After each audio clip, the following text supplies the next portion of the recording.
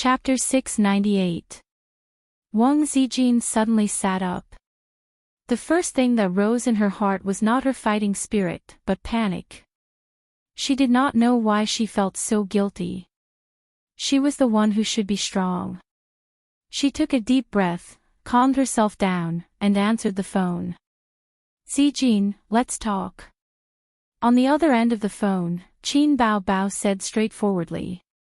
Wang Zijin was very good at reading people's minds, but at this moment, she could not detect the emotional fluctuations in Qin Bao Bao's voice. It was very steady, very calm, and revealed a sense of determination. Okay. Wang Zijin said in her heart. I also want to talk to you. You have to come sooner or later. I will help you cure your psychological illness. So she said, when you return to Shanghai, I'm already back. Qin Bao Bao interrupted. Wang Zijin was on guard. At the airport. Qin Bao Bao, on the highway. Let's meet at home. Our old home. She paused for a moment, and finally there was a fluctuation in her voice, with a hint of sobbing and sadness. Don't let him come. The call ended here. There was no crying or abuse. Wang Zijin knew that this was the calm before the storm. The old home she mentioned was the 80 square meter small house, which actually carried many sweet and warm memories of Wang Zijin. Wang Zijin got dressed, washed her face in the bathroom, and pulled herself together to go to the living room. Qin Zhe just hung up the phone and looked at her in surprise. What's wrong? Wang Zijin hesitated for a moment. Your sister called me. Qin Zhe stood up. What did she say? Wang Zijin stared at him silently for a moment and said, she came back, to talk to me. Qin Zhe said without thinking, I'll go with you. Don't go. Wang Zijin shook her head and said in a low voice, some things are not suitable for you to say. I guess she's in a bad mood now. You'll only aggravate her emotions if you go. Leave it to me. This was a solo match between women. Men shouldn't talk nonsense at the side.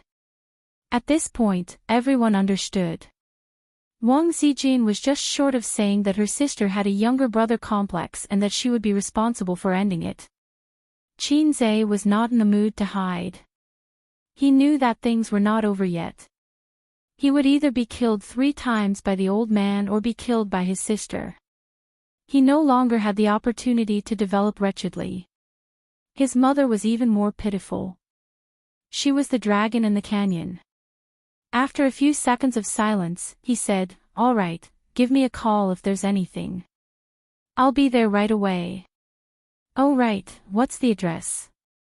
Wang Zijin said helplessly, don't try to get information out of me at this time. Am I that stupid? Qin Zhe said hesitantly, can you really do it? Wang Zijin patted her not-so-plump C-cup gently. Believe me, I've been waiting for this day for a long time. After tonight, your sister will obediently go home with me and be reborn. After that, she picked up the car key on the coffee table, changed her shoes at the entrance, and went out. Qin Zhe caught up with her and stood at the door. Looking at Sister Ziwei's back, he was in a trance for a moment. He didn't know if it was an illusion or not, but he always felt that Sister Ziwei was like an old general on the stage, with flags all over her body. Ding! The elevator arrived. Wang Zijin entered the car and took the elevator to the basement floor. After she left, Qin Zhe also found a car key and went out. He was going to Nan Man Pei's house to appease Su Yu, who was said to have kicked off her high heels and danced on the balcony. Su Yu was a person who had read half of the script. She had already seen his relationship with Wang Zijin, but even if she was an open-minded woman, when she saw those pictures of her beloved man entering and leaving the hotel with other women, she couldn't be calm. It was good to drink alone, it showed that she knew how to vent. Qin Zhe would be distressed and worried if she kept it in her heart. In addition, he had to lay his cards on the table with Su Yu again. After all, he only read half of the script. These cards were really one after another. He didn't know if he could survive after laying his cards on the table. TSK, human emotions are complicated because they are changeable. Thinking is a kind of brain chemical reaction. It is always reacting, so people's feelings and thoughts are changing all the time. The system sighed. Are you making sarcastic remarks? Damn low. If you work harder, I'm now Long Outyan, with 72 concubines in the 3 palaces and 6 courtyards. Qinze walked out of the car and saw the black Lamborghini. He raised his hand and pressed the lock. With a beep, the supercar was ready to welcome him in. It's really an unscrupulous host who picks up the chopsticks to eat meat and puts down the chopsticks to curse. The system said, but no matter how your human thinking changes, in fact, the essence remains the same. I've checked Long Outyan. If there is such a person in the world, then he must be a fickle and selfish scum. His so-called fickle but not fickle is actually just treating women as a tool for pleasure. We are always interested in the things we love, and we will even love it, but we will not really respect it. At any time, there will be another better tool to replace it, or the two can play together, just like the mobile phone. People should not consider the feelings of the mobile phone and choose not to change the mobile phone. I'm not looking down on scum. It makes no difference to me whether a scum is a hero. The talent and wealth you have now, aren't you a Long Outyan? But you can't become the real Long Outyan. You will never be that kind of person because of your thinking. But you also have the bad habits that 99% of men have. People can't love only one person in their life, otherwise there won't be so many exes. You're just lucky to grasp those loves at the same time. Enough, I don't want to listen to your nonsense. Qinze started the car. The Lamborghini's motor roared as it sped out of the underground parking lot. If you suddenly came back to life just to talk about human nature with me, then please die. Actually, I'm not talking nonsense. I detected an extremely strong desire in the depths of your heart. But when I wanted to give you a mission, I didn't know how to give it out reasonably. Qinze was stunned. What do you mean? The system said, this is the first time I've encountered a situation like this. The desire is very strong, but I don't know how to give out a reasonable and complete mission. Qinze said, I still don't understand. What desire? The system said, a strong desire to live. Qinze was speechless. The system said, your life is not in danger, so why do you have such a strong desire to live? No matter how smart an intelligent system is, it can't completely understand a person's thinking, because it is an indefinite and constantly changing chemical reaction. Strange, strange. Qinze said, you've finally exposed the fact that you're low. A real cheat system, can't you read a human's thinking in seconds? However, the system ignored him. Half an hour later, he arrived at Nan Man Pei's house. He pressed the doorbell a few times. The one who opened the door was Li Donglai, who stayed up late playing games. Pei Ziki was still a high school student, so she was already asleep. In the villa, Nan Man Pei's room was still lit up. The window was open, and Su Yu's noise could be heard faintly. Qin Gu, you're here. Li Donglai looked at him with a gaze similar to, brother funny. Qinze was irritated and kicked him, look at your sister. Li Donglai followed up with a mischievous tone, do you want to look at my sister? She's sleeping in her room wearing suspenders. When Qinze lifted his foot, he had already turned and fled. His desire to survive was quite strong. It was good that Qin Gu was here. Su Yu's aunt was crying at home, so he couldn't concentrate on playing games. Also, he himself said that he would try his best to raise his pants for money, but he was trapped in a love triangle. Li Donglai also saw the news on the internet. On the second floor, Nan Man Pei's room was unlocked. He opened the door and saw the living room in a mess. It was full of paper towels, empty wine bottles, and some side dishes. In addition, Nan Man Pei's cherished ceramic teapot was broken. There was no one in the living room. Su Yu was on the balcony. He entered the room and saw Su Yu on the balcony holding an empty wine bottle in one hand and waving the other. She was shouting incoherently, "Wang Zijin, that little bitch, one slap at a time, and then sneak her out the window." She waved her small hand vigorously. "See? Sneak out like this." Nan Man Pei sat cross-legged on the floor of the balcony.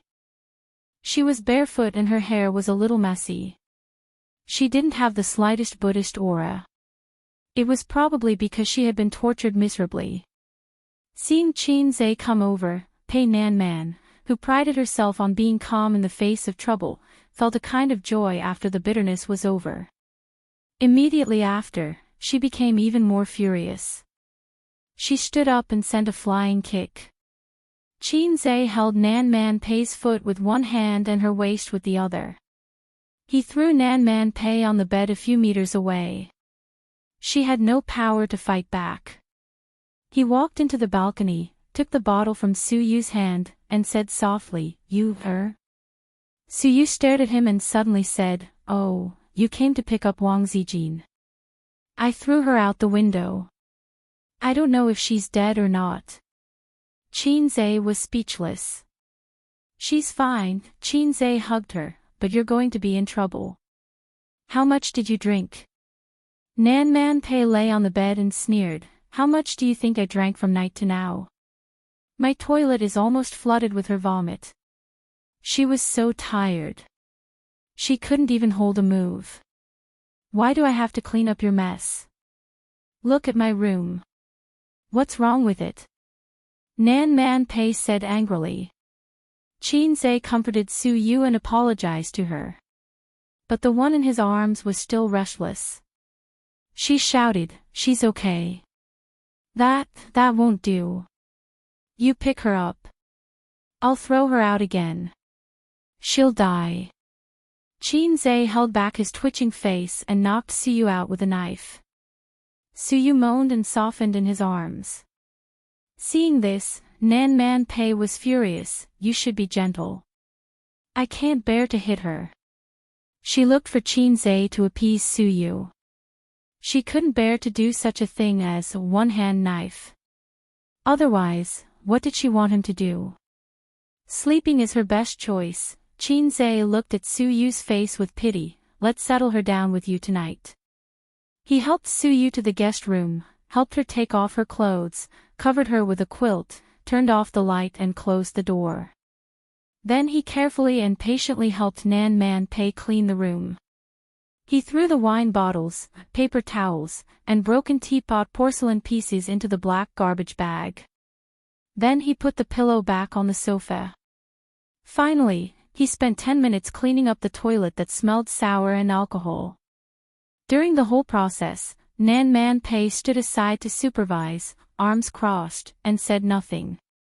"And then, do you want to go back?" Nan Man Pei sneered. "After all, you have a real girlfriend at home. You sneaked out. If you're found, do you want to kneel on the washboard?" The washboard is a joke from hundreds of years ago. "Sister man, your vocabulary is the same as your age, old and low," Qin Zhe said sarcastically. Nan Man Pei raised her eyebrows, and her jade-like face was murderous. "You're looking for death. You can't beat me." Qin Zhe rolled his eyes. Before she could explode, he sighed and waved his hand. "Sister Zine is going to kill first. I came here to farm for a while. Later, I'm going to kill someone. There's no rush. Let me have a smoke." Nan Man Pei frowned. "What's wrong with you?" Qin Zhe didn't answer. He lit a cigarette, inhaled deeply, exhaled, and said, "Sister man, remember the story of the little boy I told you the other day?" Nan Man Pei was silent.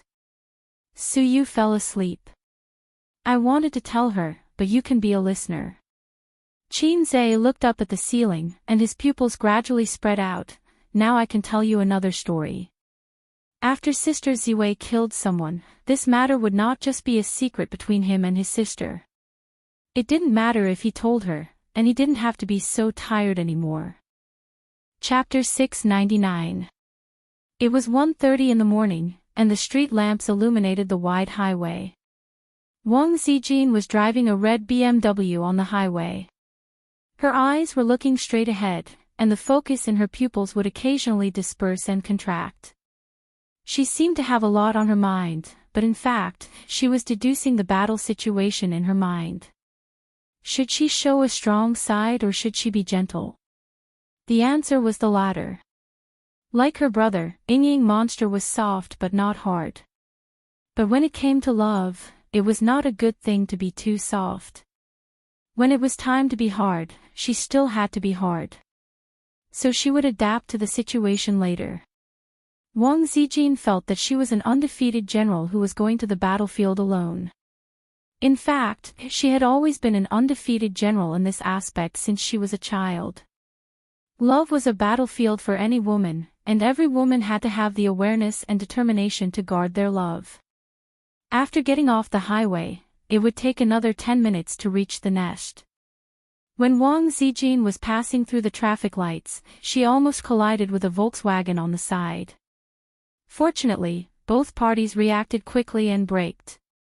The window of the Volkswagen's driver's seat was lowered, and the driver stuck his head out and scolded her. Wang Zijin looked up and found that it was already a red light. She had unknowingly run a red light. She patted her face and pulled herself together. Ignoring the driver's chatter, she turned the steering wheel wildly, bypassed the Volkswagen, and drove away. Driving into the community, she turned on the roof light, pulled down the mirror of the visor, and tied her long black hair with curly ends into a ponytail. Wang Zijin usually did not tie a ponytail, because Qin Zhe said that a ponytail would make her face look big. Although it was a joke, she took it to heart. But a ponytail would add a concise and capable temperament to her, making her look strong. After doing all this, Wang Zijin slowly exhaled a mouthful of turbid air, driving away all the negative emotions. She turned off the engine, pulled out the key, and locked the car door in one go. She strode towards the residential building. Her back looked like a female general heading to the battlefield alone. Pushing open the familiar door, the living room was brightly lit. Qin Bao Bao was standing by the window, silently overlooking the city full of lights. If Wang Zijin's back view was that of a general marching into the battlefield with determination, then she was that of a lost queen, lonely and desolate. Wang Zijin paused and looked at her silently. Qin Bao Bao gazed at the night scenery while she looked at Qin Bao's back. In Wang Zijin's mind, Qin Zhe's song, "Don't Talk," suddenly appeared. There was a line in the song that was very appropriate for the situation: "If you want, with a black pencil, draw a silent stage play." In such an atmosphere, she suddenly realized that all the lines she had prepared did not seem to be suitable for opening remarks. In this silent stage play, she felt somewhat depressed and inexplicably sad. At this moment, Qin Bao Bao turned around and smiled. "You're here." Her smile was the same as before, but Wang Zijin could sense the emotions hidden deep within. As if there was a needle gently pricking Wang Zijin's heart, she nodded silently. Qin Bao Bao walked to the sofa, sat down, looked around, and whispered, "I still think this place is good. It's not big, but it's warm. There's only a wall between me and him. When I'm hungry at night, he can hear me when I shout. When he first moved in, I often couldn't sleep. If I wanted to watch a movie in the middle of the night, no one would accompany me, so I just shouted. Shouting once was enough. No matter how reluctant he would come over. But why is it that as the house gets bigger and richer, the distance between him and me starts to get farther and farther?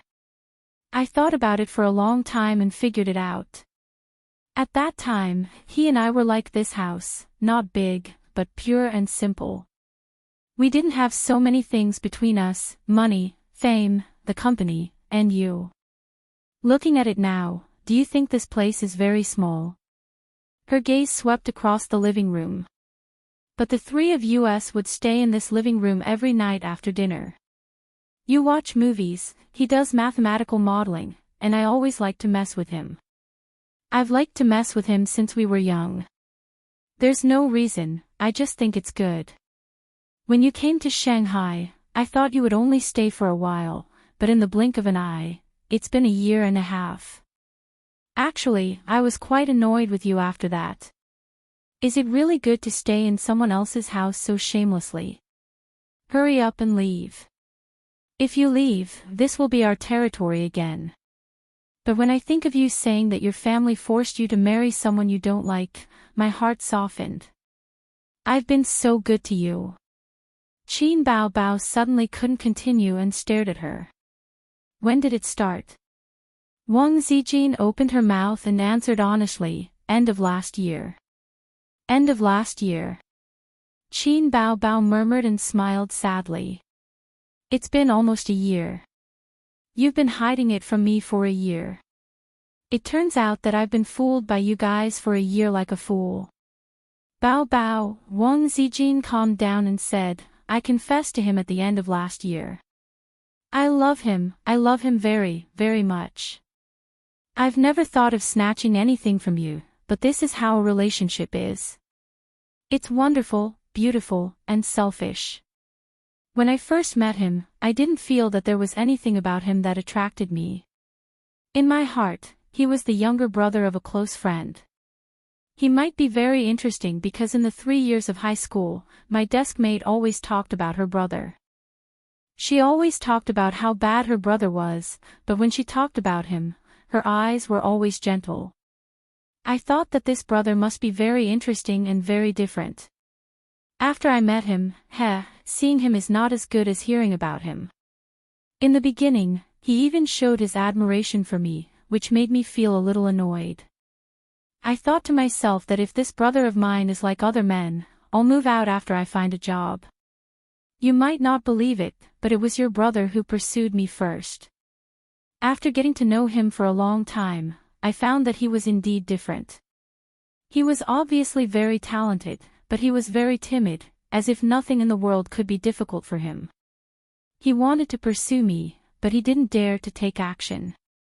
The longer we got to know each other, the more attracted he became to me. I was always so happy when I was with him. But do you know, the person who first made me have the idea of trying to be his girlfriend was not him, but you.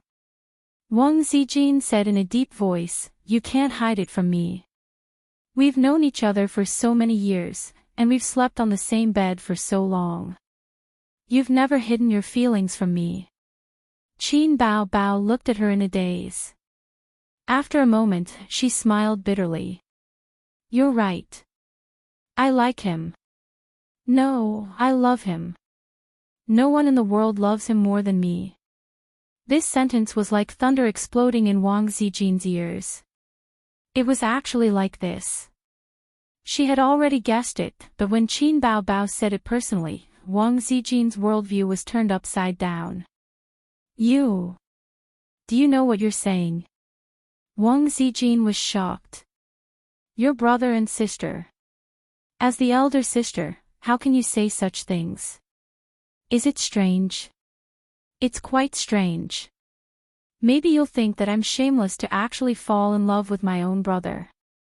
When she saw him chatting happily with another girl, her heart was filled with hatred.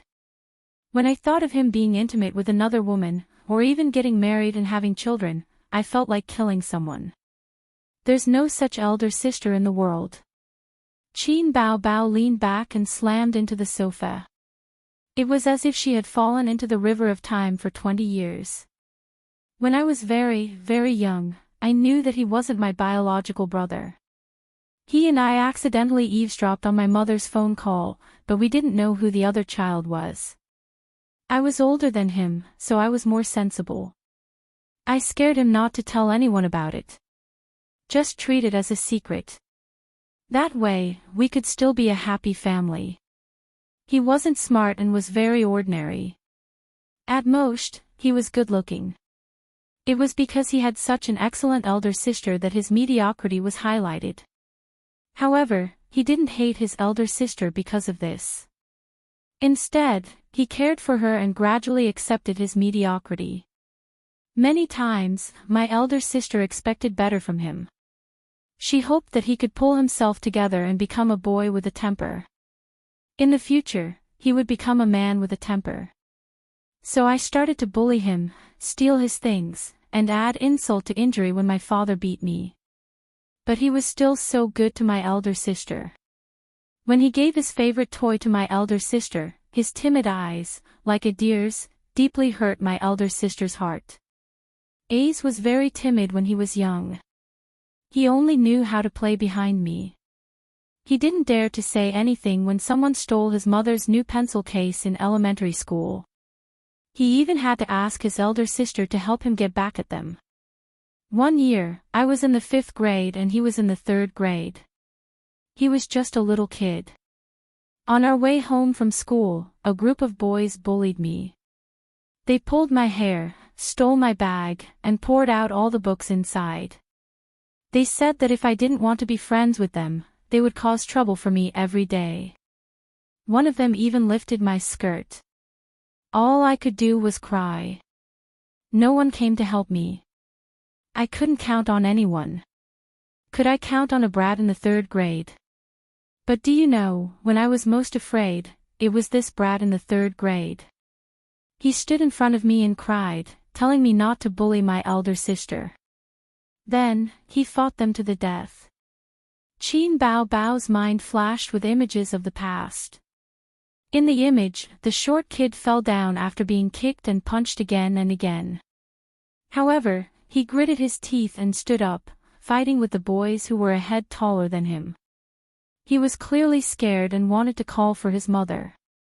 However, he refused to back down. He gritted his teeth and fought with tears streaming down his face. The girl behind him cried until her beautiful little face was ruined. Even though more than 10 years had passed, this image was still fresh in Qin Bao Bao's mind. It was one of the most precious memories of her and her younger brother. From that day onwards, my feelings for him started to change quietly. I didn't even notice it myself. After that, my younger brother's kindness to my elder sister was no longer pure familial love in my heart. It wasn't pure, but it was very sweet. He was always gentle and modest towards my elder sister. He let me do whatever I wanted and gave in to me. He often complained that his parents' doting caused me to develop a lot of bad habits, but he never reflected on himself. In fact, he was the one who doted on my elder sister the most. All these years, my elder sister became more and more dependent on him. When she was at her most infatuated, she even felt that it was enough for her to have him in the world. Nothing else mattered. A few years ago, when he had his first girlfriend, he came back excitedly to show off to me. Do you know how I felt at that time? It was painful. It was so painful that I wanted to die, just like today. Qin Bao Bao covered her heart and choked with sobs. It was so painful that I didn't want to live anymore. Wang Zijin was silent. At this point, all words were useless. She listened to the girl's endless recollection of the past, revealing her feelings honestly and affectionately. It was a feeling that had been fermenting in her heart for more than 10 years. The moment she opened the lid, what she smelled was not a fragrance, but a heart-wrenching pain. Any words and excuses were suddenly pale and powerless in the face of this feeling. At the same time, Wang Zijin finally understood why she was scared. She was the third party. She was abrupt and discordant in this love that shouldn't have been. It was so discordant that many times, even she herself felt that she was unnecessary. So subconsciously, she felt that she should be scared. Zijin, unknowingly, this heartless woman had tears streaming down her face. Qin Bao Bao used an almost pleading tone. 13 years. I loved him for 13 years. That was my whole life. Please, give him back to me. Give him back to me. Chapter 700. At that moment, Wang Zijin almost couldn't breathe. She stared at Qin Bao blankly for a long time. Her eyelashes trembled, and tears rolled down her cheeks. What about me? What about me? He's my first man, and I hope he's my last. I love him very much too. I've never loved a man like this. I fell out with my parents for him. I said that I'd be happy even if I had to drink cold water with him. All of you shut up. Now you want me to give him back to you. What do you want me to do? Wang Zijin gritted her teeth and wiped her tears. So what if I give him back to you? Can you two be together? No matter how open-minded Uncle Qin is, can he tolerate his son and daughter getting married? Does he know about this? If he doesn't, where do you think I am? Let's take a step back. Even if he's willing, can the two of you really be together? You two are the center of attention in the entertainment industry. The whole country is watching you. How can you two be together? If you insist on being with him, you'll destroy him. Even if you don't care, have you thought about your parents? They'll struggle in the future. Do you want your parents to have such an old age? Uncle Qin is still a university professor. How will he face the teachers and students of the university? What will your friends and relatives think? You've been brother and sister for more than 20 years. Even if you're not related by blood, if normal people have been brother and sister for 20 years, blood relations won't matter anymore. They'll think that you were already in an incestuous relationship when you were still brother and sister. How can your parents bear it? It's useless even if you explain. If it's useful, will there still be cyberbullying? Would there still be rumors and slanders that could ruin one's bones? Do you know how many people are jealous of you in Qinzhou? They alone can make you two unable to make a comeback. Did he want to become a joke and a negative example that was rarely seen in the entertainment industry for decades? Be criticized for the rest of your life. Have you thought about how your children will live in the future? At the end, she sounded very agitated. It's useless to go abroad. In this era of increasingly advanced communication, it's useless to go abroad. Reputation is irreversible. From the day you two became top public figures, there was no turning back. Unless he had to stay in a poor and backward village for the rest of his life. But would he be willing to do that? So, regret it. You can never be with him in this lifetime. Qin Bao Bao instantly lost all of her essence, energy, and spirit, like a withered flower. Big sister man, last time we were talking about a boy with no special features. One day, a beautiful goddess suddenly confessed to him. Actually, before that, there was another oval-faced goddess who confessed to him. But this one is different. She's a die-hard fan. It's just that they especially worship you and are willing to sing at the top of their lungs. You are the electricity, you are the light, you are the only legend. At that moment, his heart was filled with joy.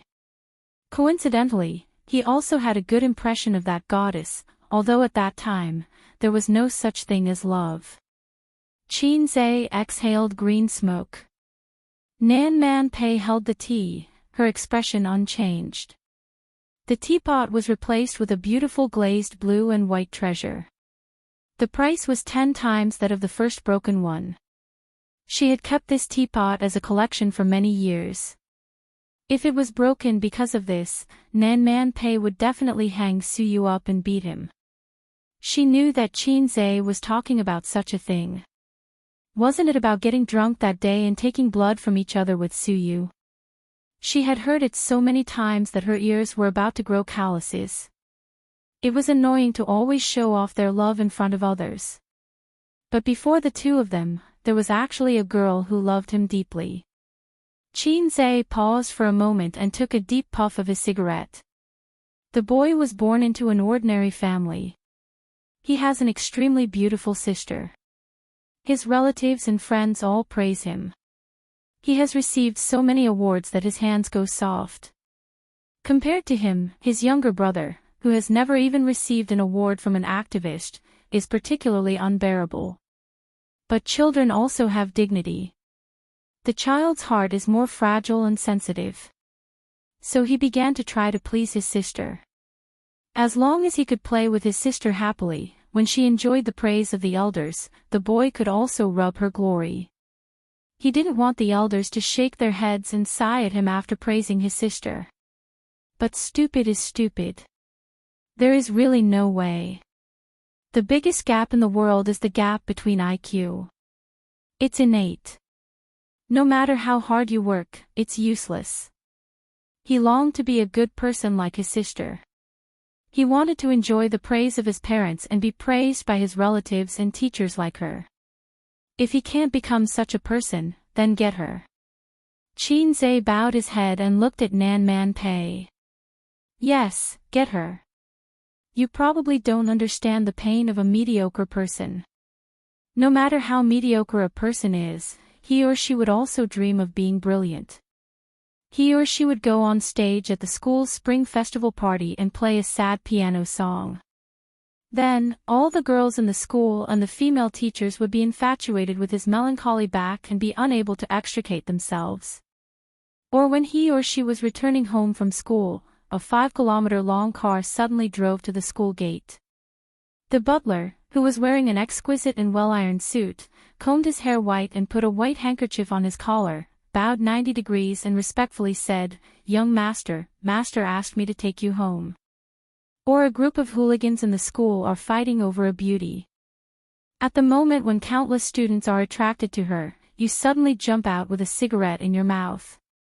Indifferent. Your expression and tone must be indifferent. This will make you look cool. Indifferent, you say, "This is my woman. If you don't want to die, all of you should get out of here." Nan Man Pei was speechless. She thought to herself, your inner thoughts are so rich when you're young. It's hard for me to complain. Do you think it's funny? But he really, really wants to. He wants to go crazy. But the real him can't be more mediocre. His grades are average, his sports are average, his personality is gentle. In fact, this is the helplessness of mediocre people to please the world. Qin Zhe's smile was bitter at first. Then, he suddenly thought of something and the corner of his mouth twitched. When he entered junior high school, the beautiful troublemaker's sister caused trouble again. At that time, the hooligans who didn't study were fighting for territory in the school. When they saw a beautiful girl, they would ask to be their girlfriend. A big brother without a sister-in-law was an incompetent big brother. She was so beautiful that she became the hot cake that the big brothers had to fight over. The opportunity finally came. Sister stole 100 yuan from home. There were about 20 people. She said that as long as you helped my brother hold the line, she would give each of you 5 yuan. 5 yuan. At that time, a popsicle only cost 50 cents. 5 yuan could let you eat fish and meat in the cafeteria. Then, she found the hooligans and said that she was Qin Zhe's woman. If you're a man, you should draw your sword. Actually, at that time, as long as she explained the situation to the teacher, those hooligans wouldn't dare to provoke her. She was a top student, and the school valued top students very much. Nan Man Pei commented, "She's young, but she's quite scheming. I've never been so flashy. In front of dozens of people, I had a one-on-one fight with the school's bad student leader. In the end, I won. A fight between children is very simple. As long as you're not afraid of pain and fight to the death, it's not difficult to win." Although I looked worse, I shouted at him loudly. I said, "Qin Bao Bao is my woman." Qin Zhe grinned. I've remembered this sentence for many years. Now that I think about it, I'm really excited. Nan Man Pei was silent. After that, the boy's desire to get her became stronger and stronger. It was like a black seed buried in his heart, absorbing the negative emotions of the outside world and gradually blooming a black flower. From then on, he began to pay attention to his sister's beautiful figure and beautiful face. He watched as her breasts became fuller and fuller, and she had the charm of a young girl. He still treated her well, but it was no longer the affection of a younger brother trying to please his sister. It was a kind of love that was causing trouble. One day, when he was playing with his sister, the friction of their bodies made him have a physiological reaction. In his adolescence, he suddenly understood that it was difficult for him to treat his sister, who he had spent more than 10 years with, as family. At one point, he felt a huge sense of guilt. He felt disgusted as a creature in a dirty pigsty. Until one night, his sister knocked on his door while his parents were asleep. They slept on the same bed and talked about meaningless things. The younger brother was very well behaved. He felt that if he exposed his inner impulses, his sister would never get close to him again. However, God didn't close all the windows for this humble and ordinary child. He left a window open. That night, his sister kissed him. Nan Man Pei was stunned. In the darkness where there was no light, he heard his sister's rapid breathing.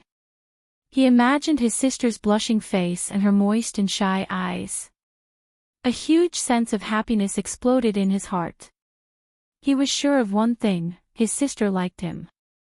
It wasn't a simple brother-sister relationship, but the kind of love that a girl secretly likes a boy. Qin Zhe laughed bitterly. But so what? His life was so mediocre that there was no highlight to speak of. Such a person, other than going with the flow, what ability did he have to change his fate? He didn't even dare to be angry with his father. All he could do was to hide his feelings in his heart. In the years that followed, the two of them tacitly hid their secrets. A secret kiss could be sweet for half a day. They passed through junior high school, and university. No one dared to touch the feelings in their hearts. His sister stubbornly refused to go on blind dates and refused to date any boyfriends. Because she already had someone in her heart. That useless brother. The younger brother was more rational. He knew that he couldn't do it. Deep in his heart, he felt that he couldn't do it. He was so useless. His greatest achievement was the big house that was destined to be left to him by his family. So he started to try to find a girlfriend. Time always dilutes everything. No matter how solemn their love was, it couldn't beat time. The perfect ending for the two of them was that he married a local wife, and his sister married an outstanding man. Everyone continued to hide their secrets in their hearts, leaving behind fleeting time, and moving forward into the future. Later, the boy finally grew up. He started to show his talent and became a child praised by his relatives and friends. He became someone else's child. He could do whatever he wanted in the entertainment industry. He was undefeated in the business world and earned a lot of money every day. However, his cowardly nature was rooted in his heart. Even if their names were not related by blood, he still did not dare to lay his cards on the table with his parents. He did not dare to loudly tell his parents that baby Qin was his woman. He was terrified to the core. So he held on to his sister and didn't let go. At the same time, he yearned for love openly with other women. He became arrogant. Nan Man Pei knew why Qin Zhe said these things to her. She also knew what Wang Zijin was doing. Everything stemmed from yesterday's news. Since he already got the love he wanted, why didn't he stop before it was too late? There are too many beautiful things in life. There will always be people who miss out. He shouldn't be obsessed with the fleeting past. If he knows that it's wrong, he should cut it off, Nan Man Pei said gently. I can't kill him, Qin Zhe murmured. Others only see his brilliance and brilliance, but who has ever seen his humble and weak side? Who would like that incompetent and useless version of him? Only my sister, he said. Nan Man Pei was silent. She didn't know what to say. This confident, calm, and talented young man in front of her took off his heavy armor for the first time in front of her. Inside was a timid and humble little boy. Perhaps this was the real him.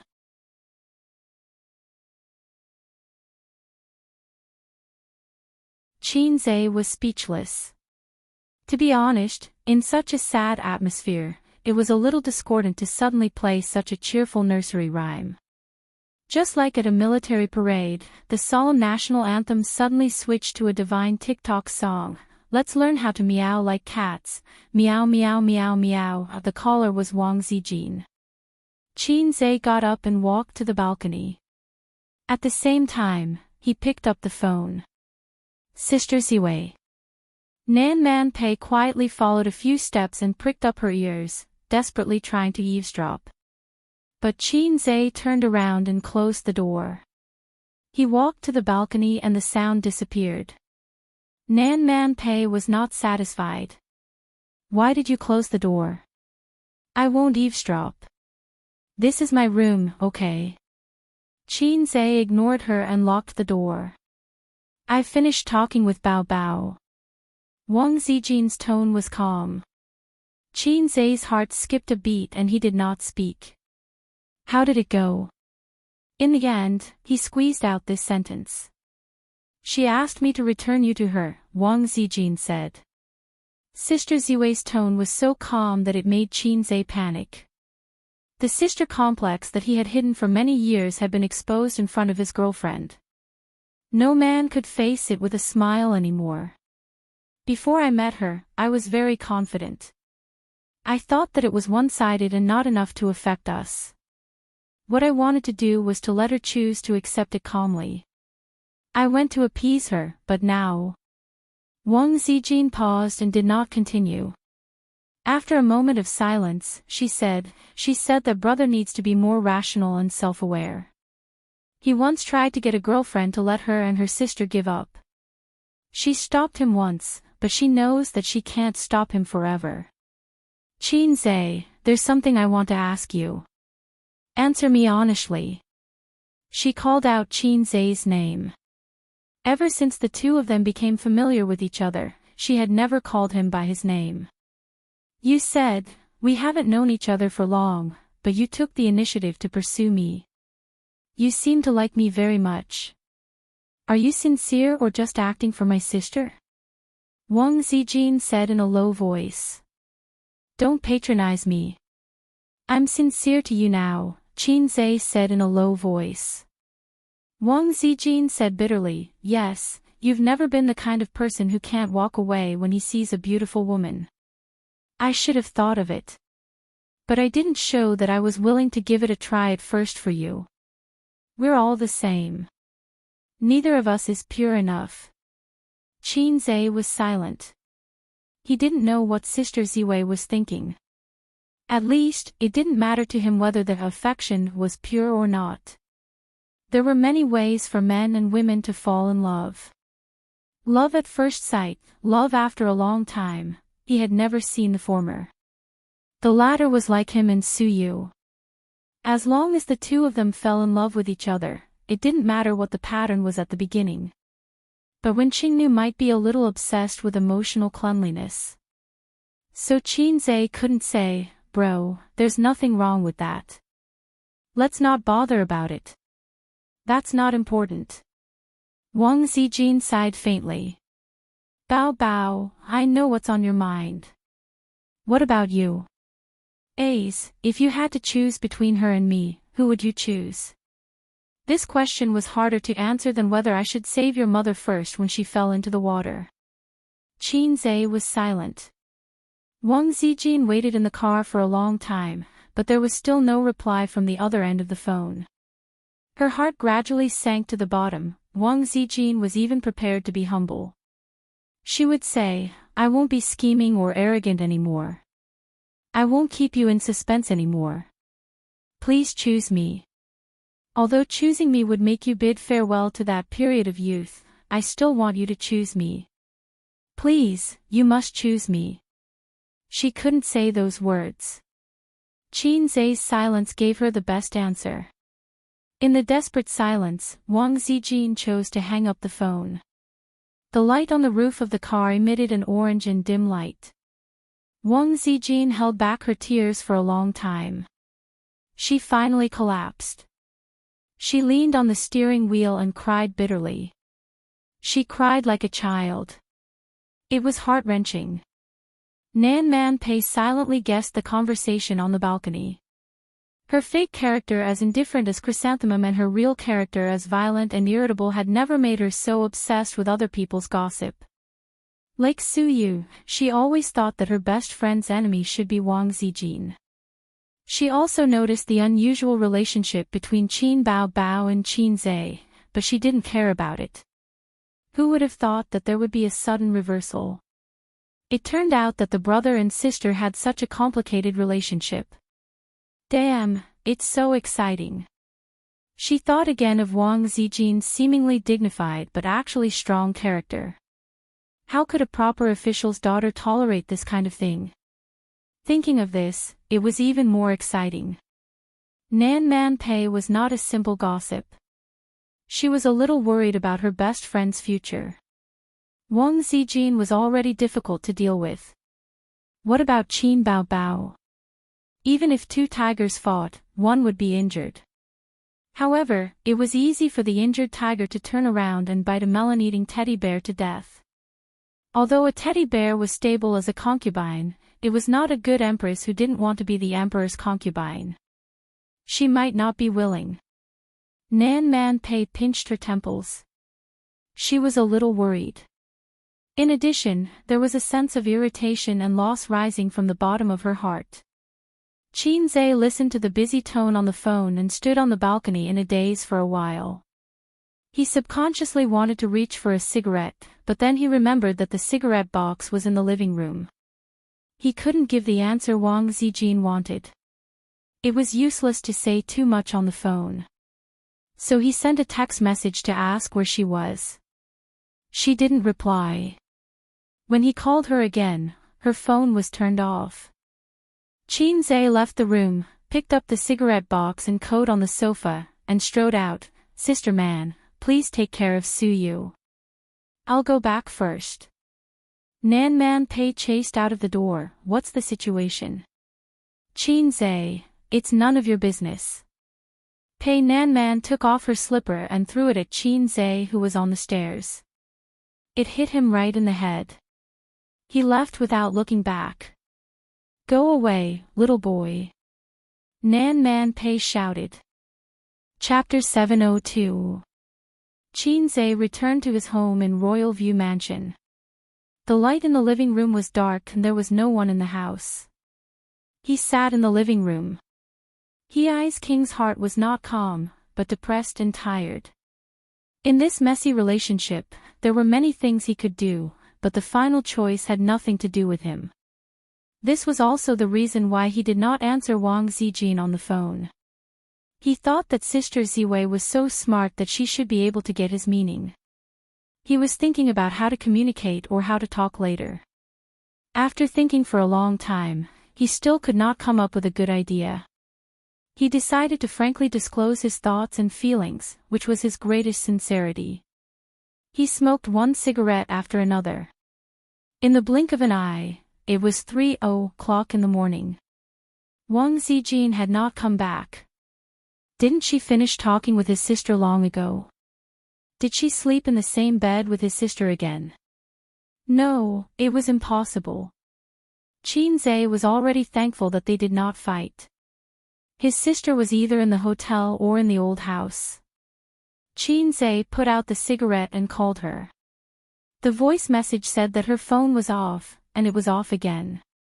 Sister Ziwei and his sister worked together to hang up the phone. He pondered for a moment and decided to go to the old house first. At this time, he should meet his sister first. Qin Zhe went to the porch and put on his shoes. When he was about to open the door, he suddenly froze. The picture of the living room popped up in his mind. The items were restored one by one. One bottle of wine on the wine rack was missing. The shoes at the porch were more messy than before he went out. The things in the living room also had traces of being moved. Qin Zhe's scalp tingled. He opened the shoe cabinet and took a look. Half of the high-heeled shoes were missing. Then he rushed to Wang Zijin's room and opened the wardrobe. The clothes in the wardrobe were also missing. She left and took away some of her favorite clothes. She ran away from home without a word. His gaze swept across the room, but he didn't see any messages from her, nor did he see any items. For example, the lady's wristwatch Qin Zhe gave her. Qin Zhe went out and drove to the house where he and his sister lived for 3 years. Wang Zijin left without saying a word. Qin Zhe couldn't find her, but he could find his sister. She must be in that house. Qin Zhe knew her too well. The Lamborghini drove in the dark. There were few cars on the road, and the bustling city during the day fell into a deep sleep. There's no time to make it more spectacular. Preserve the dignity of a farewell. I love you without regret and respect the end of the story. A breakup should be a dignified one. No one should apologize. The projection of the point store suddenly popped up, and the sound of singing filled the space inside the car. Only Qin Zhe could see and hear. Qin Zhe was speechless. Damn it, I'm going to swear. What a lowly system. Don't be so intense, I'm just playing a song to relieve your stress. The system said, just for the occasion. Other people's systems would help the host cheat, pick up girls for him, and dominate the world for him. My system kicked me in the head when I lost my footing and drowned. Qin Zhe was in a bad mood, so he couldn't be bothered with it. You don't like it? No problem, I'll change it for you. I have plenty of them here anyway. The system said considerately. The song changed. The wind blows the rain into flowers. Time can't catch up with the white horse. We agreed not to separate. We'll always be together. Even if I'm against time. Even if I'm against the whole world. He almost spat out a mouthful of old blood. Qin Zhe gritted his teeth and said, I really want to crack open my own brain, then pull you out and chop you into pieces. After kicking it, it even threw stones at you. System, asterisk, after Big Sister and Big Sister Xian had stabbed him in the back, the system had also stabbed him in the back. He was an actor. But it couldn't do anything about it. Qin Zhe could only bear with it. He drove to the neighborhood and looked up. From this angle, he could see the living room. The living room lights were still on, and it was especially conspicuous in the dark residential building. His sister was really here. Qin Zhe leaned against the Lamborghini, looked at the lights, silently finished a cigarette, stepped on the butt, and returned to the car. Don't you want to go up? Maybe she's waiting for you with the lights on. The system said. You don't know her. She must have forgotten to turn off the lights when she slept. She won't want to see me now. Qin Zhe started the car and left the neighborhood.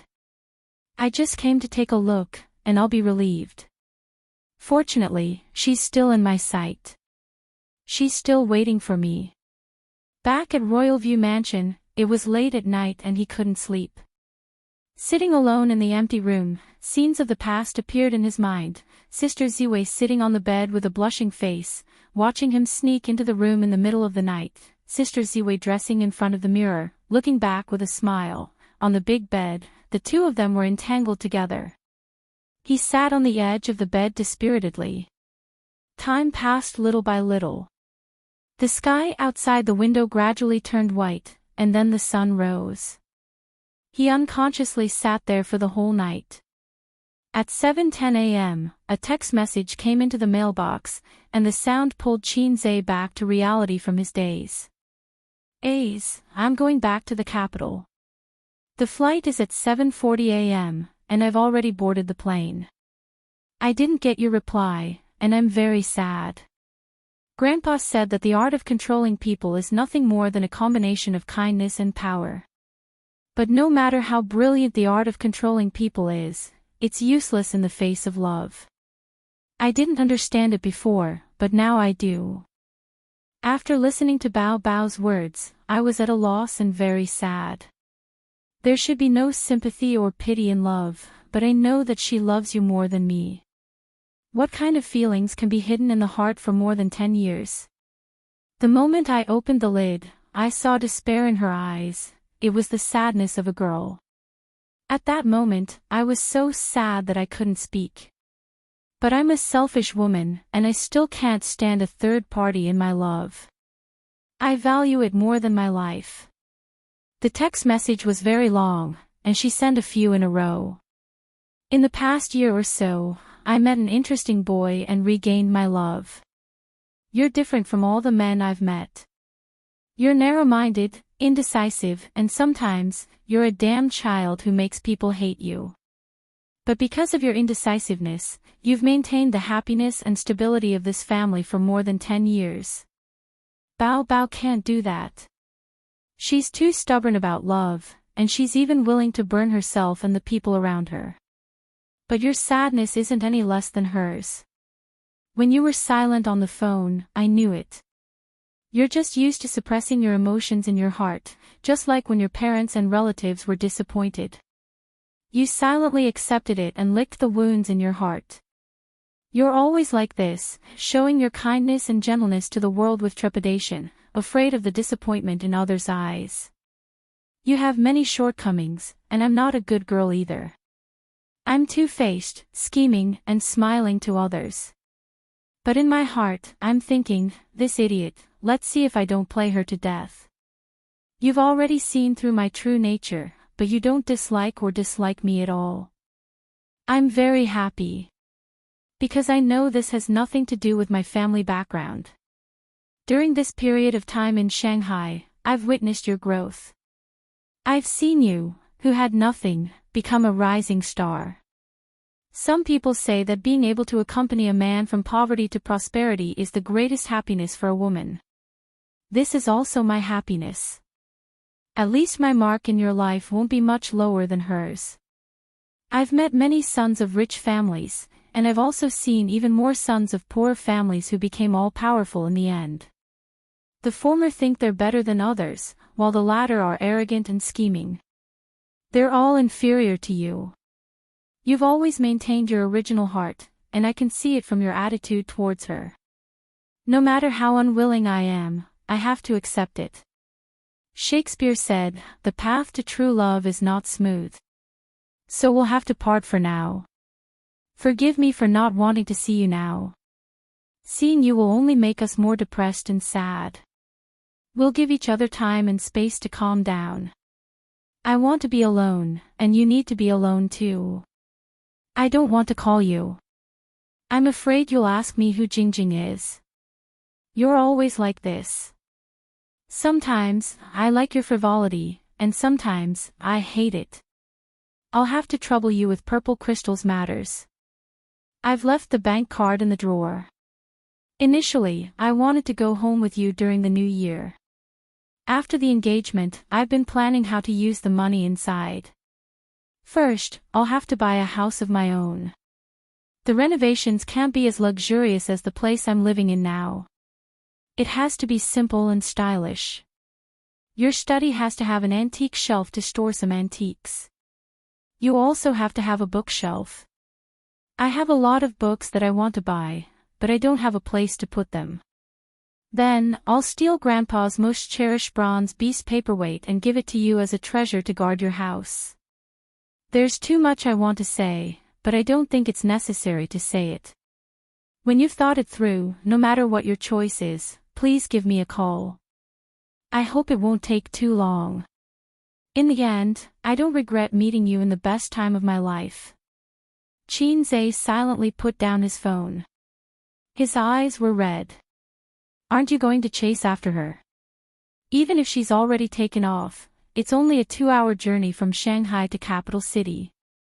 You can still bring her back, the system said.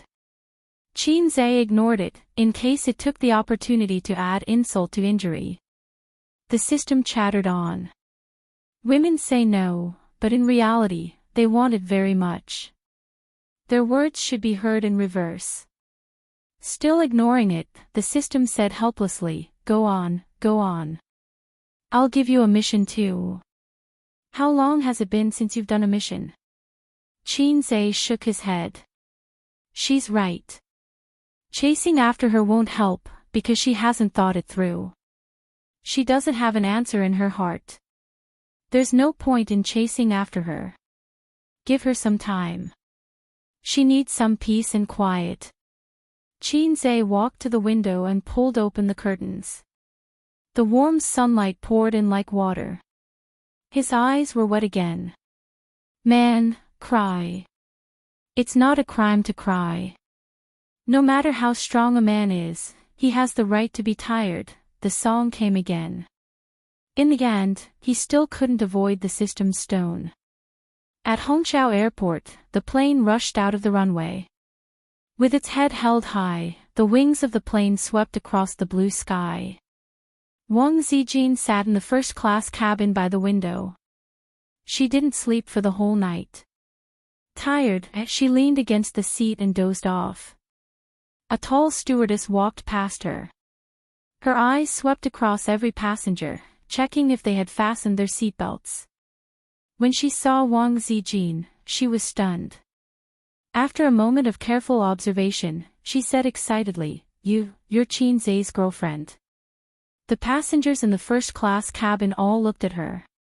Wang Zijin raised her head, looked at her, and smiled. She looked down at Shanghai silently.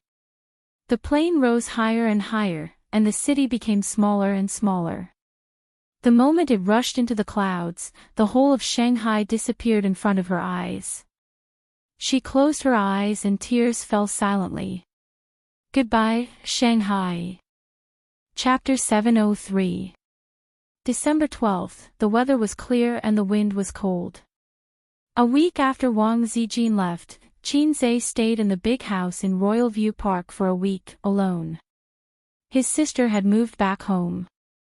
She had planned to hide in the small house by herself, but the news of Qin Baobao's concert being interrupted spread all over the internet.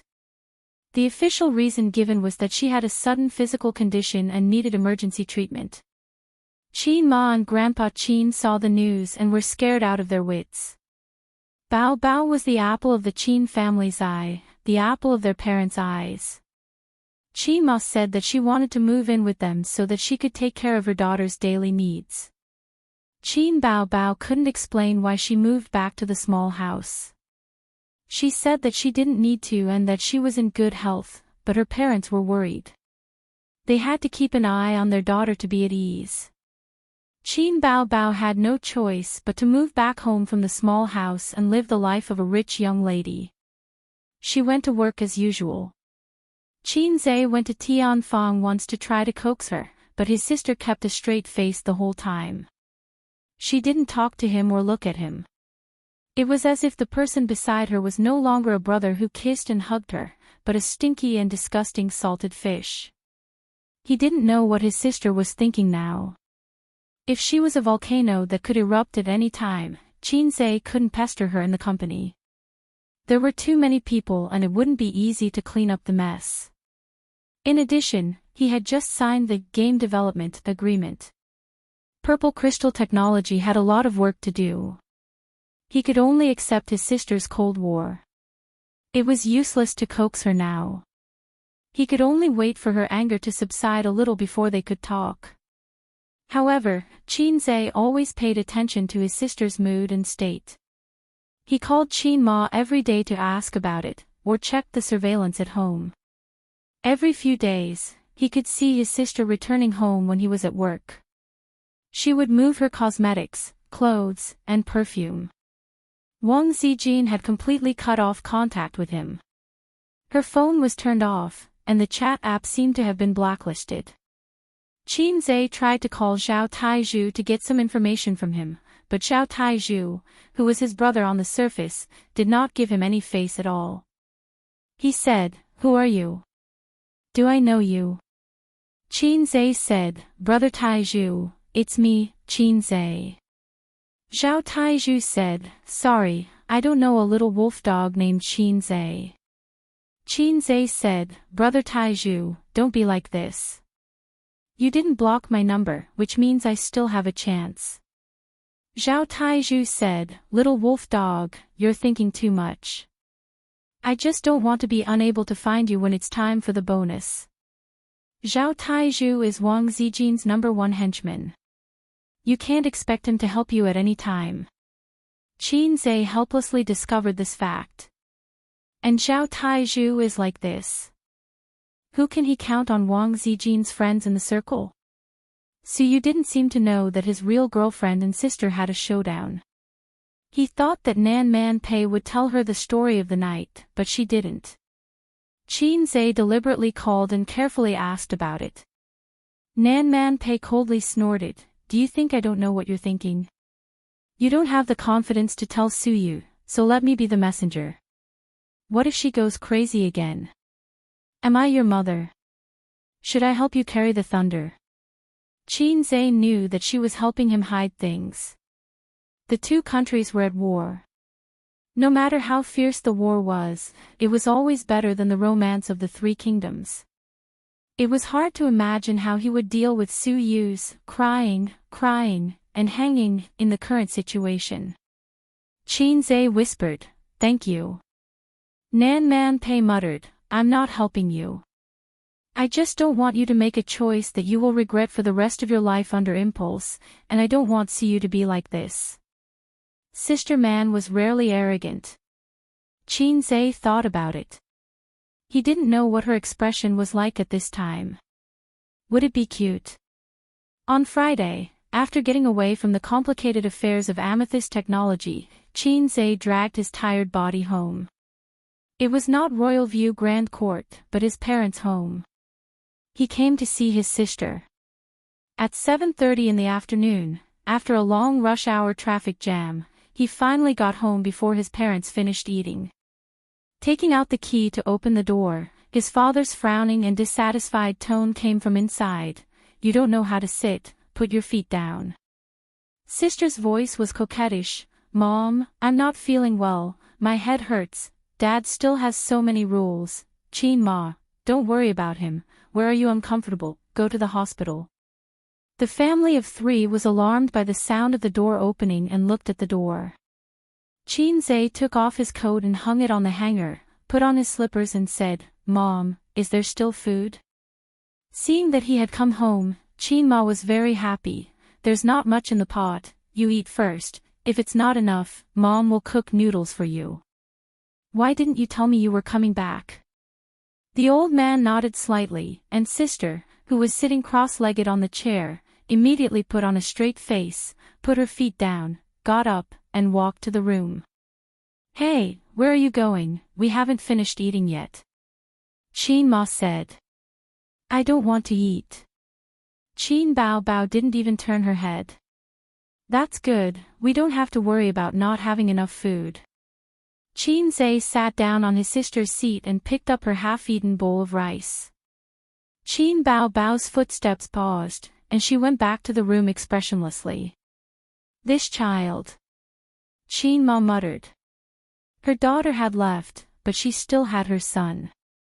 When Qin Ma looked at her son again, she found that he was much more haggard. The most obvious were the two bags under his eyes, and his eyes were much dimmer. Whether a person was tired or not, the eyes were a direct indication. "Is work so tiring?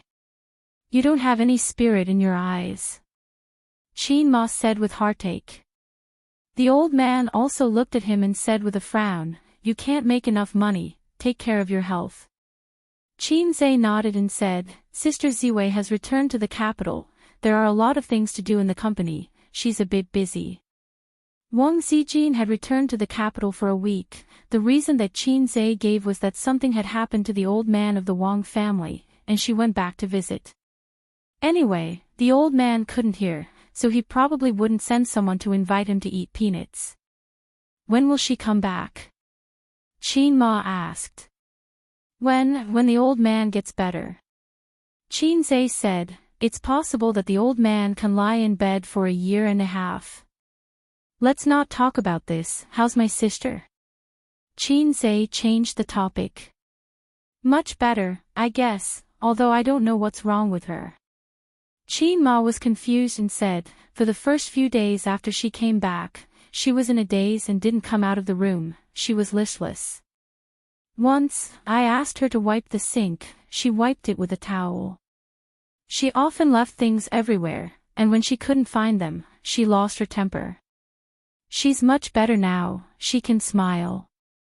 Then, she frowned and whispered, she doesn't look like she's sick, she looks like she's heartbroken. Tell me, what's going on? Qin Zai's heart trembled. She doesn't look like she's heartbroken, she's clearly sick. Yes, she's sick.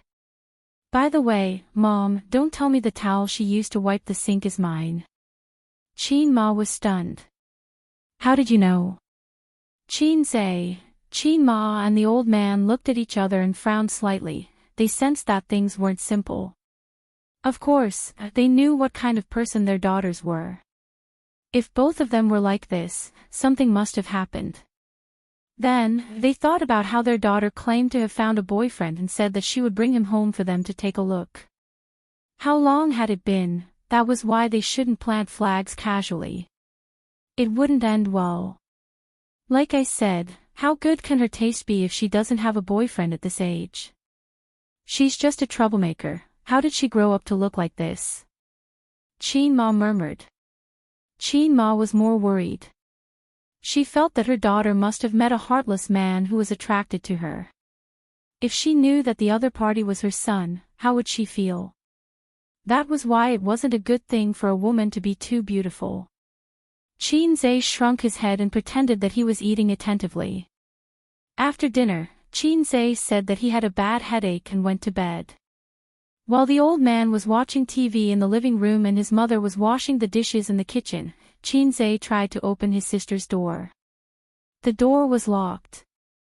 He knocked on the door, but there was no response. His sister ignored him. Qin Zai could only go back to his room. He was indeed very tired.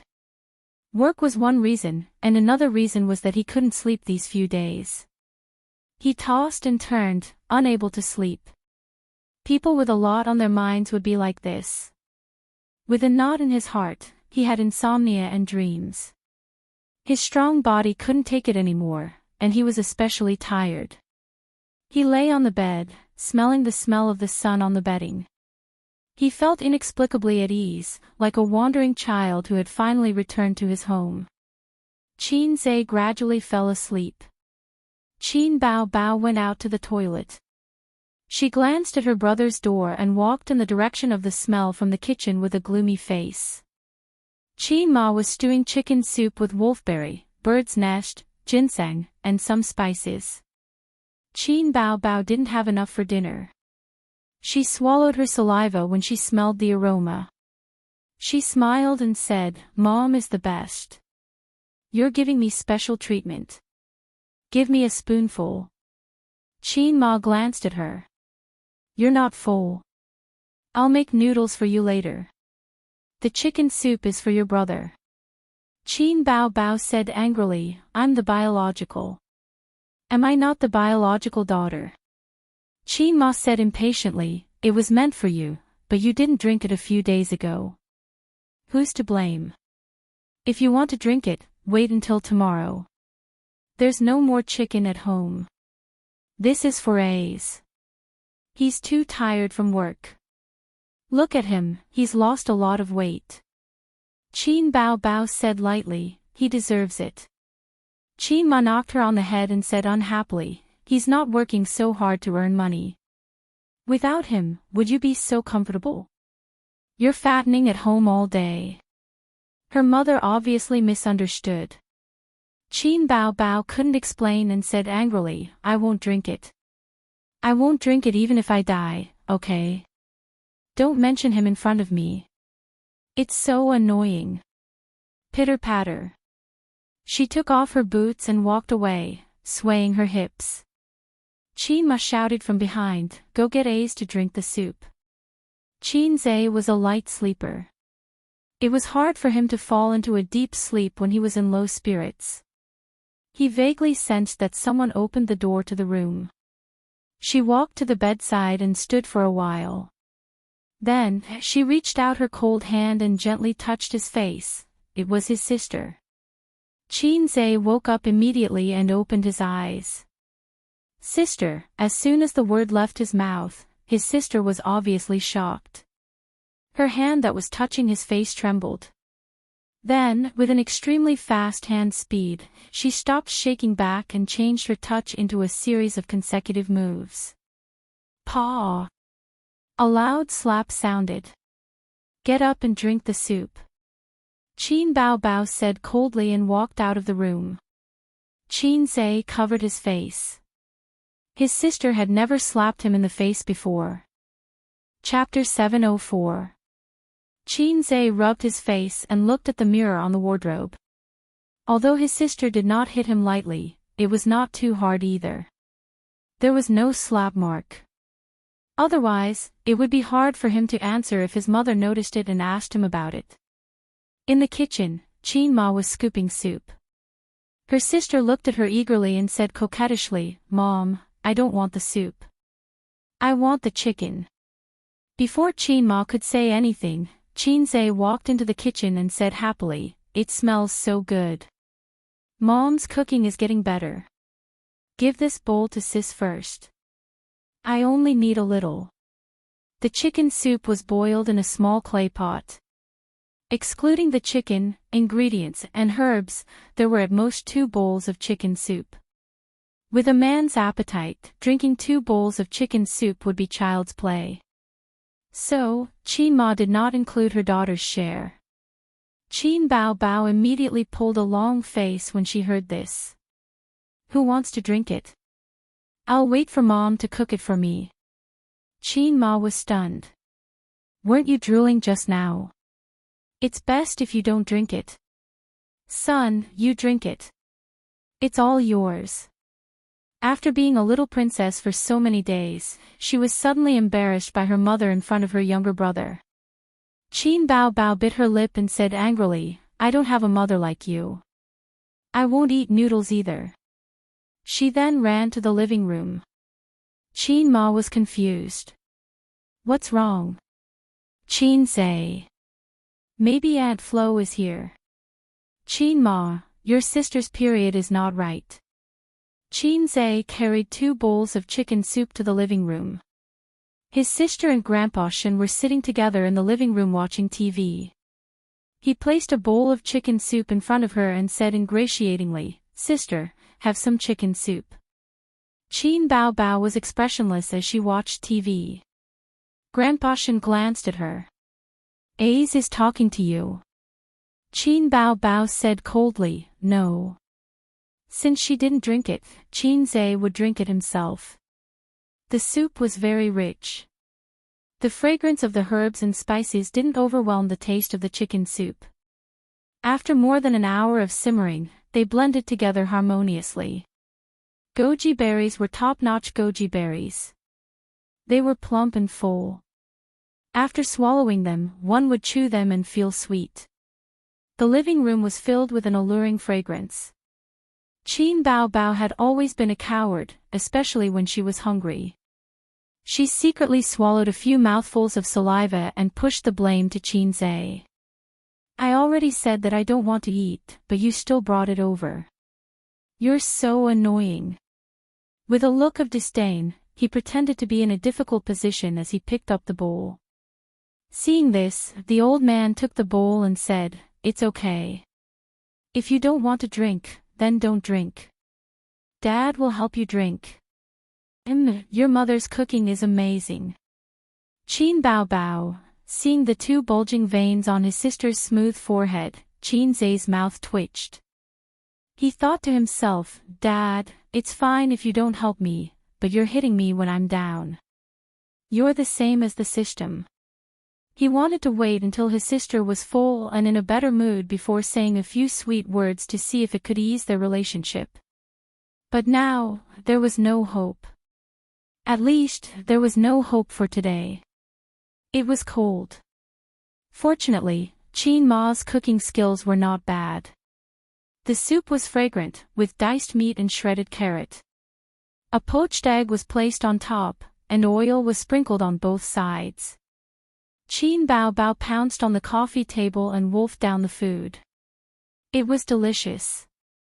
After Qin Ma finished cooking the noodles, she cut a plate of fruit and brought it over.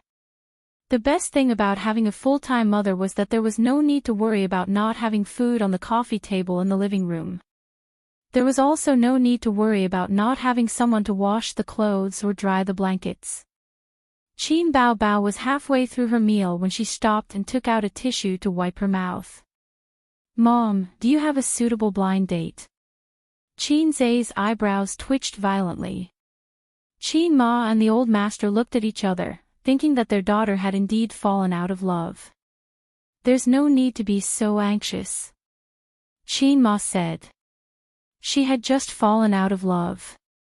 Although she had always thought that her daughter would become an old leftover woman in 2 years' time if she didn't get married, Qin Ma hoped that her daughter would think carefully and face her feelings seriously instead of having such a casual attitude. "That's funny.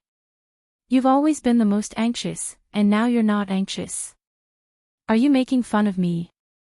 Qin Bao Bao said unhappily, "I'm anxious. After the new year, I'll be 27. If I don't get married, am I going to be an old maid? If I have a boyfriend now, I'm confident that I can get married before 30. Qin Zai said in a low voice, "There's no need to rush. You're only 25. It's still early." Qin Bao Bao said lightly, "Sister wants to get married. Is that bothering you?" Qin Zai was speechless. "I'm full." Qin Bao Bao stood up and said, "Mom, keep an eye on him. He doesn't need to be rich. He just needs to be a good person. Don't be a half-hearted jerk. I have no taste. I'm blind. I'll have to trouble you to keep an eye on him. I'll go talk to her. She's not in a good mood." Qin Zai found an excuse and followed her. After their son and daughter left, the old couple had fewer scruples when talking.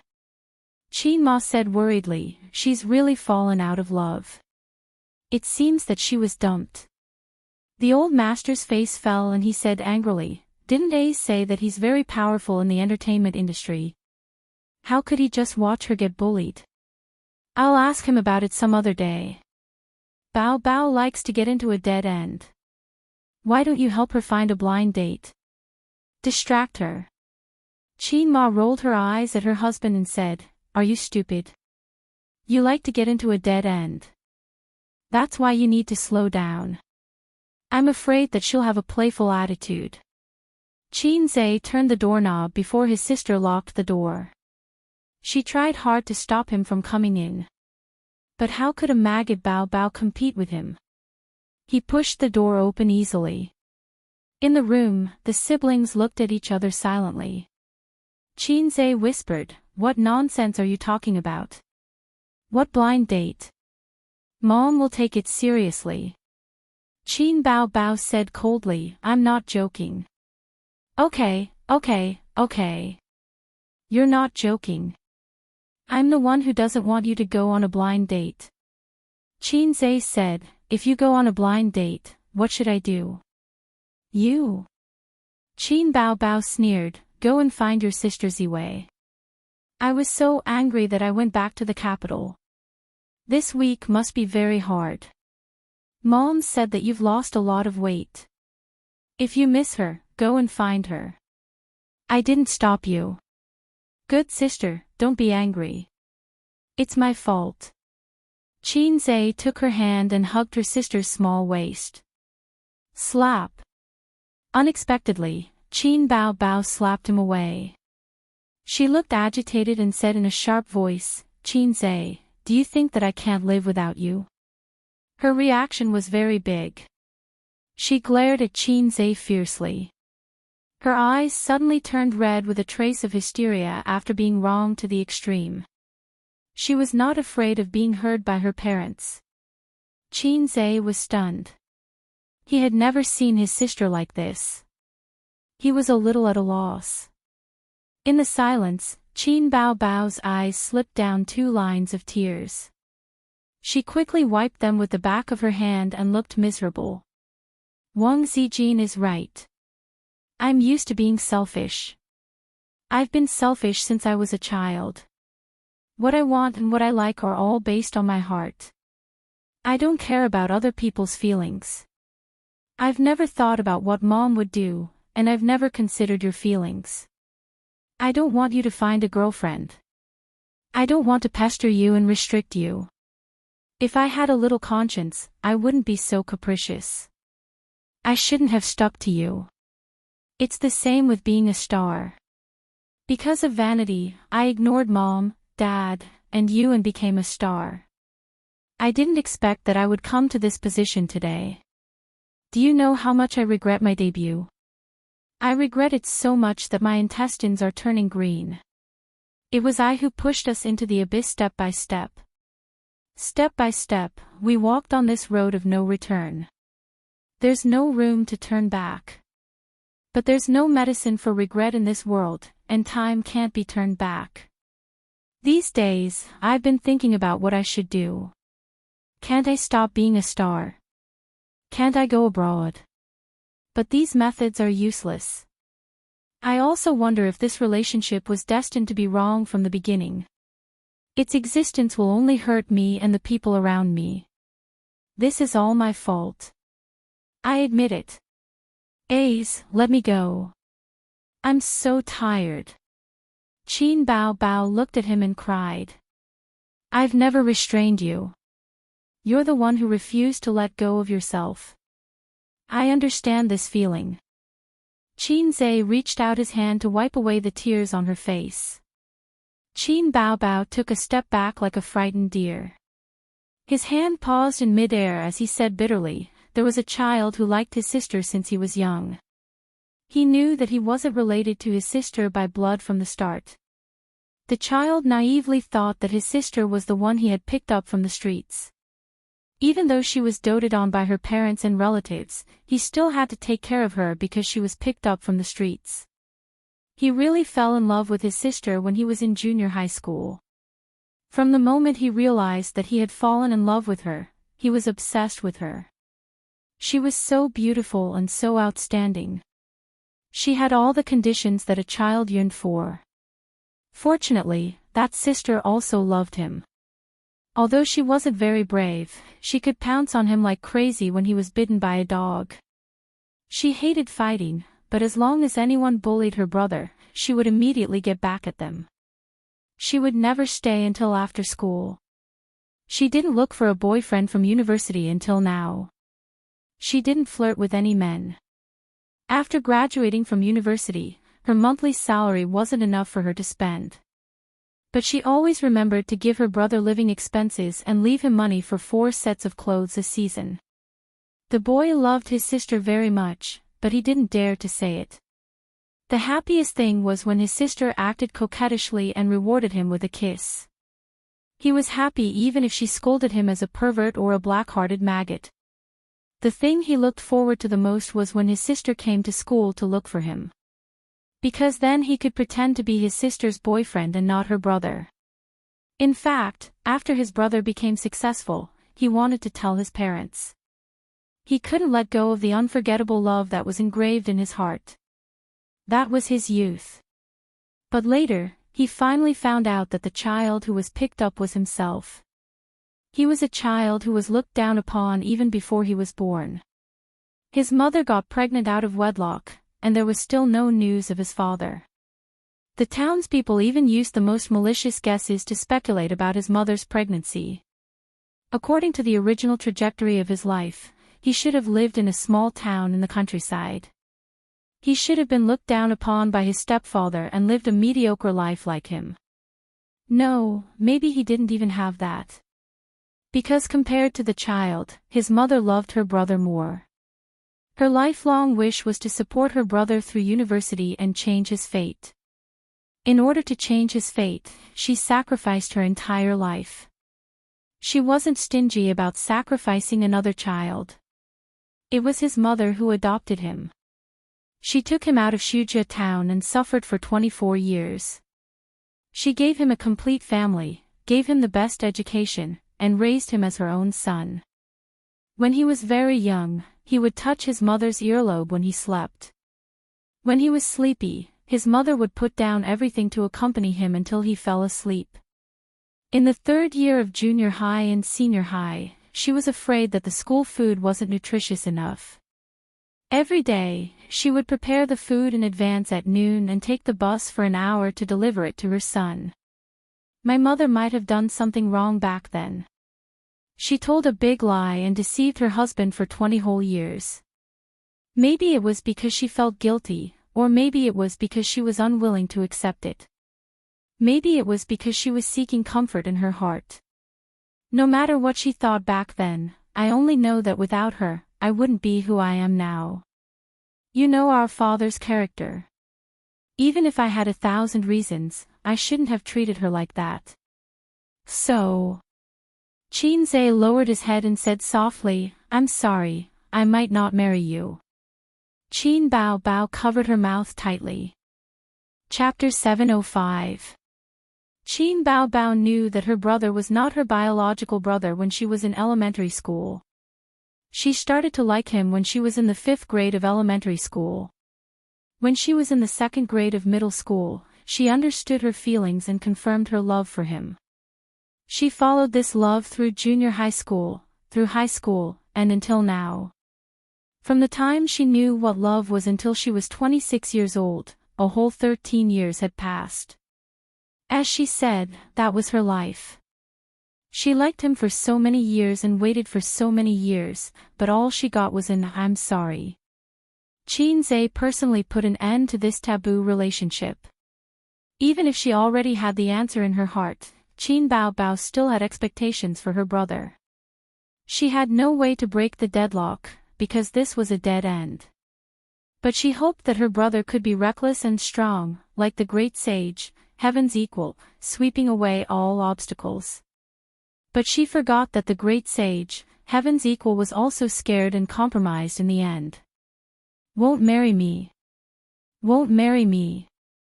If love had a color, it must be blood red, which was the color in her heart now. In an instant, sadness flowed like a river. Ah, ah, Qin Bao Bao opened her mouth and burst into tears. Her tears were like a flood breaking the dam. At this time, Qinze was taking out a cigarette from his pocket. He took a puff to calm down first, and then continued to talk with his sister. On the spot, his little hand trembled and the cigarette fell to the ground. "Don't cry." As soon as the voice fell, the sound of trotting came from the corridor outside the door, and then the door was pushed open. This old house with a history of more than 20 years was not as good as that of the rich residential area like Royal View Mansion. His sister cried so loudly that it could be heard in the living room. Speaking of which, when Qinze was very young, he could vaguely hear the sound of the rocking bed in his parents' room next door. He even asked his sister, "What's that sound?" The first to come in was Qin Ma. Seeing her daughter standing by the bed, crying heart-wrenchingly, without wiping her tears, she was suddenly frightened. Her baby daughter was the pearl of the palm since she was a child. She was afraid that she would melt in her mouth. Her mother passed it to her father, and after her father, her brother still had to hold it. The whole family was tight. She had only fought twice in her life, so her daughter had always been a happy little princess. When had he ever felt so heartbroken? The second one to come in was Grandpa Xing. He came in a few seconds later, but his reaction was bigger than Qin Ma's. His old face instantly darkened. "What's going on?"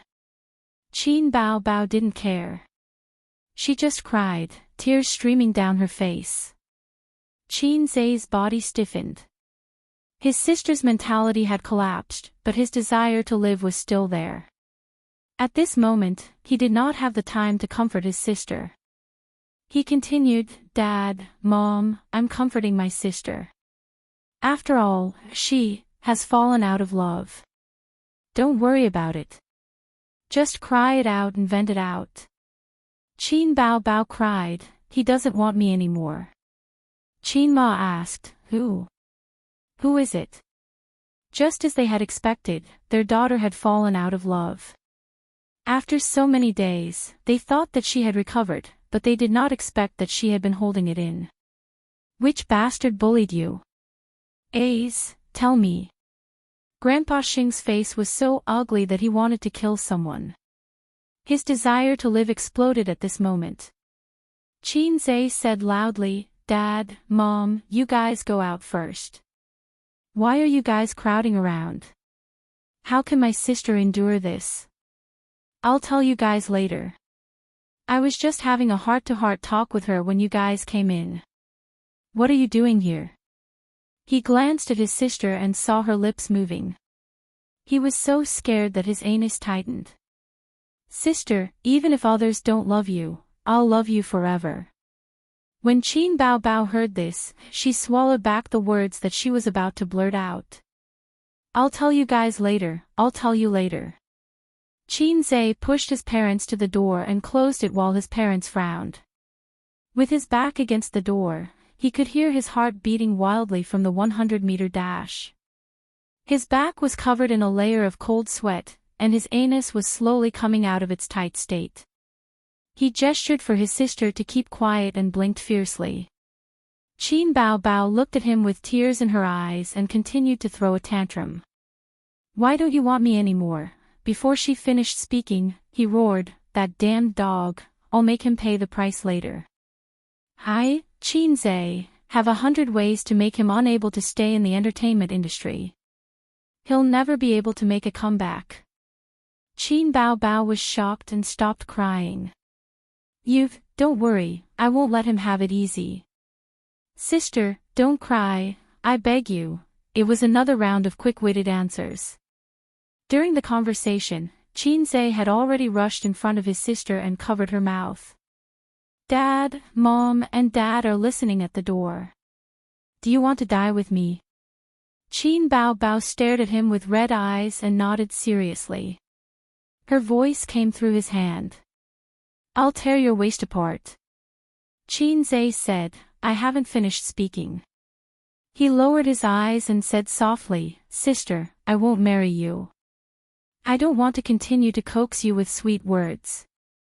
No matter how much you like it, no matter how happy you are, you still don't feel safe. A man who knows how to sweet talk can bring happiness to a woman, but he can never give her a sense of security. It's the biggest regret of my life that I can't marry you, but I'll protect you for the rest of my life. I'll love you like a husband loves his wife. I'm not afraid to make the whole world my enemy, but I can't make Mom my enemy. Please, don't make a fuss, okay? Qin Bao Bao looked at him deeply. After a moment, she pushed him away and sat on the edge of the bed. She turned to her side and sobbed softly. This was the habit after crying. At this moment, she was no longer as disheartened as before, but she couldn't stop crying immediately. It was hard to describe her feelings at this moment. Great sadness and great joy intertwined. She felt happy and sad at the same time. There were so many things she wanted to ask. For example, what about Wang Zijin? She didn't want to settle the score between you and her. She also wanted to know what to do in the future. She couldn't be single forever, and so on. However, she also knew that her parents were definitely eavesdropping outside the door. Maggot Bao Bao, who had calmed down a little, lost the courage and decisiveness she had just now. She began to panic.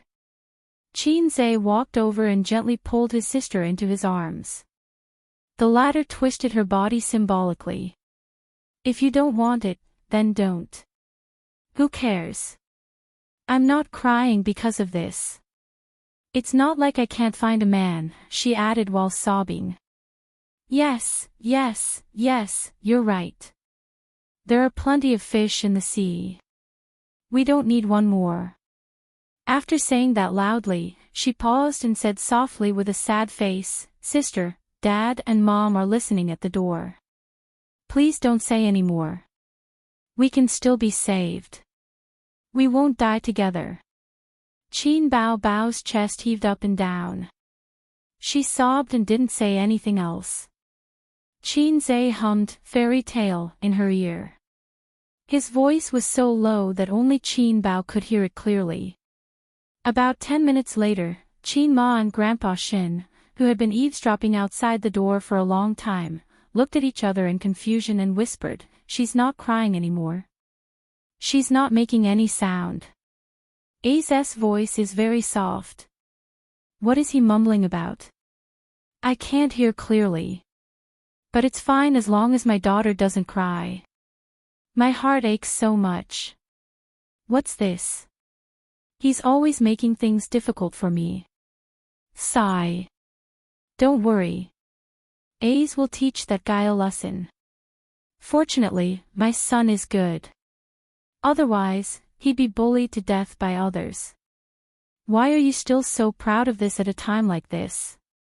Ask him what's going on tomorrow and tell me later. By the way, tell him to keep this a secret. Otherwise, I'll be annoyed to death by the students in class. The voice disappeared and the person left. Qin Zhe and Qin Bao Bao both breathed a sigh of relief. Sister silently pushed Qin Zhe away and turned her back to him. Where's Wang Zijin? Qin Zhe, she went back. Sister turned her head and said coldly, did they break up? Qin Zhe was silent. Qin Bao Bao kicked him in the waist and said with a straight face, get out. I'm going to sleep. Qin Zhe stood by the bed for a moment, sighed, and quietly opened the door and went out. Qin Bao Bao lay on the bed, not sleepy at all. She thought about a lot of things about the future. It was easy to hide it now, but difficult to hide it forever. She would have to have children in the future. Or should she just have one? Then she would lie to her parents and say that she met a scumbag and left the orphan and the widow behind. It was always like this on TV, and there were many examples in real life. At most, it would make her parents worry for a while. But what about A's? It was impossible for him not to marry for the rest of his life. Grandpa Shen, who valued his family more than anything, would explode on the spot. Also, sister and brother were not married, and they were still living together. Even a fool could see that something was wrong. Or should Wang Zijin take advantage of him? Bah, don't even think about it. If I don't marry, A's and I will be exposed one day, and it will be over between us. Thinking of this, a chill from the bottom of her heart shrouded her. Qin Bao Bao slowly shivered. How was she doing in Beijing?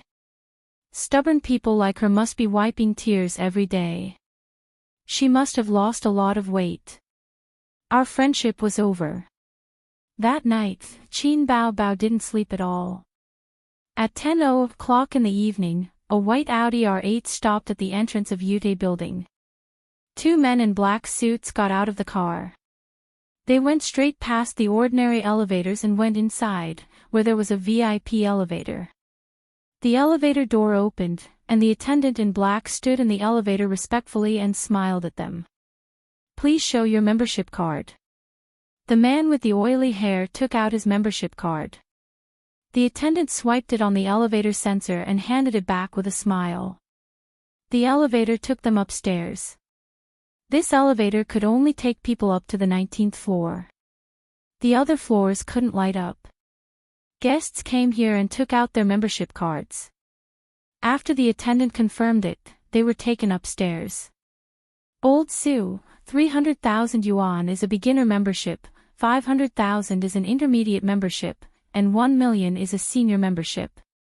There are a lot of benefits for membership. For example, the dealer and the attendant girl can choose from an intermediate membership card. They don't need to pay. But these are all insignificant benefits.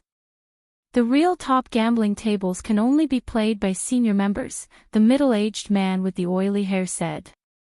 This guy's surname was Chin, and he was a small boss in real estate development.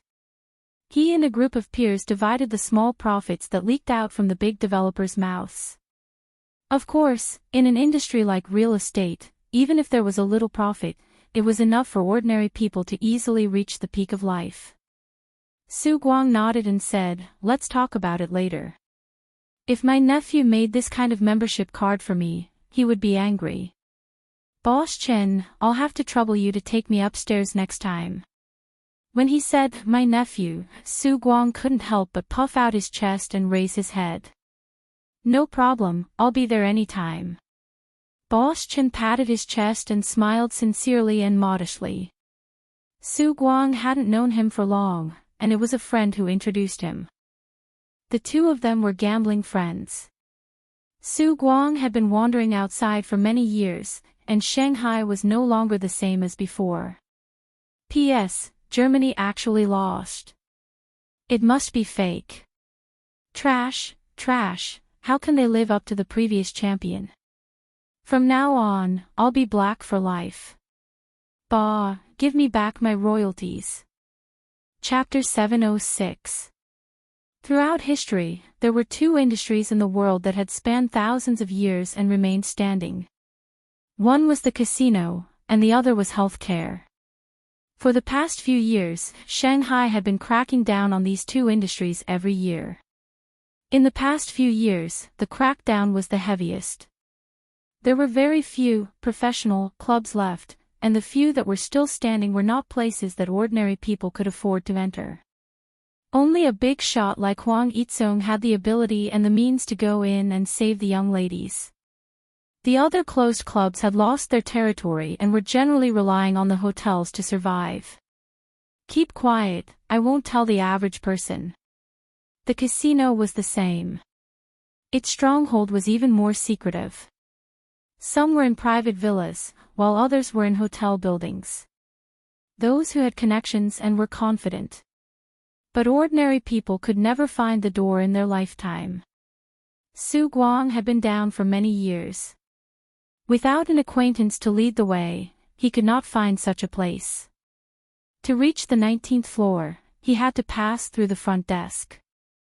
After bypassing the front desk, countless gamblers were excited and wanted to settle down here. Entering the hall, the smell of smoke mixed with alcohol and perfume assailed his nostrils. The hall was connected by a few rooms. Different games were divided into different areas. Sensual and tall waitresses shuttled between the tables with drinks in their hands. There were also blonde foreign beauties. For Su Guang, who had seen Macau's casino with no end in sight, the scale of this place was relatively ordinary. But after all, the mainland was not Macau. There were not many people, but each of them was definitely worth a lot of money. And the scene in front of him was not the entire casino. There were also some VIP rooms that ordinary guests could not enter. Su Guang had heard that it was common to lose or win millions in a day in a game there. This was Su Guang's third time here. He sat at the baccarat table with ease. Boss Chen sat down with him. "I'll play a few rounds with you today. You're not afraid of losing money, right, old Su?" Su Guang curled his lips. The most popular games in the casino were baccarat and blackjack. Su Guang either played baccarat or blackjack. He did not touch the others. There were wins and losses. After a few times, he did not enjoy the thrill of getting rich overnight or enduring the pain of losing money. He just wanted to satisfy his cravings. People of the previous generation were more or less addicted to gambling, whether in the city or in the countryside. The way to play baccarat was very simple. The dealer dealt the cards. Everyone had 3 cards in their hand. There were places where 2 or 5 cards were played. The flower cards and tens were counted as 0. Finally, whoever had the most penalty points in their hand added up to 9 would win. Su Guang's luck was especially good today. Half an hour into the game, he won 200,000 yuan. When he won 500,000, Old Chen scolded him in a low voice. "Old Su, did you find a master to consecrate you? Why are you so lucky?" There were 9 people at the small table, and each of them had their wins and losses. Su Guang had won the most so far. "Old Su, let's change to Texas and have some fun." After losing more than 100,000 yuan, Boss Chen said, "You're lucky today. It's more exciting to play that game. I'm done warming up. If you want to stay here, we can continue." According to the saying among gamblers, when one's luck is good, one must not get up and change seats. Otherwise, the feng shui will be gone. However, Su Guang thought for a moment. This was a small table, so it was indeed not a big deal. He nodded and stood up with Boss Chin. There were not as many people playing Texas Hold'em as Baccarat, but it was a big deal. It looked more glamorous. They smoked cigars, drank champagne, and had beautiful female companions beside them. The table was not full. Su Guang and Boss Chin waited for the first round to end before sitting down. The dealer dealt the cards. Everyone had 2 face cards, and then the dealer dealt 3 face cards. Everyone at the table put in their chips one by one, either hating or discarding. In the first round, everyone chose to follow. The dealer flipped the 4th card. Tisk, bad luck. Boss Chen gave up his face card in anger. The 4th card was an ace. There were 2 aces in Su Guang's card, which meant that he had 3 of a kind. Su Guang calmly followed. When the 5th face card was dealt, he did some calculations. First of all, excluding the flush and straight, he had a high chance of winning with 3 of a kind. 100,000 yuan. Su Guang pushed out a pile of chips. Among the remaining 3 people, one of them gave up, and the other 2 followed. 100,000 yuan. Su Guang pushed out his chips again. Another person gave up. 200,000 yuan, open, Su Guang said.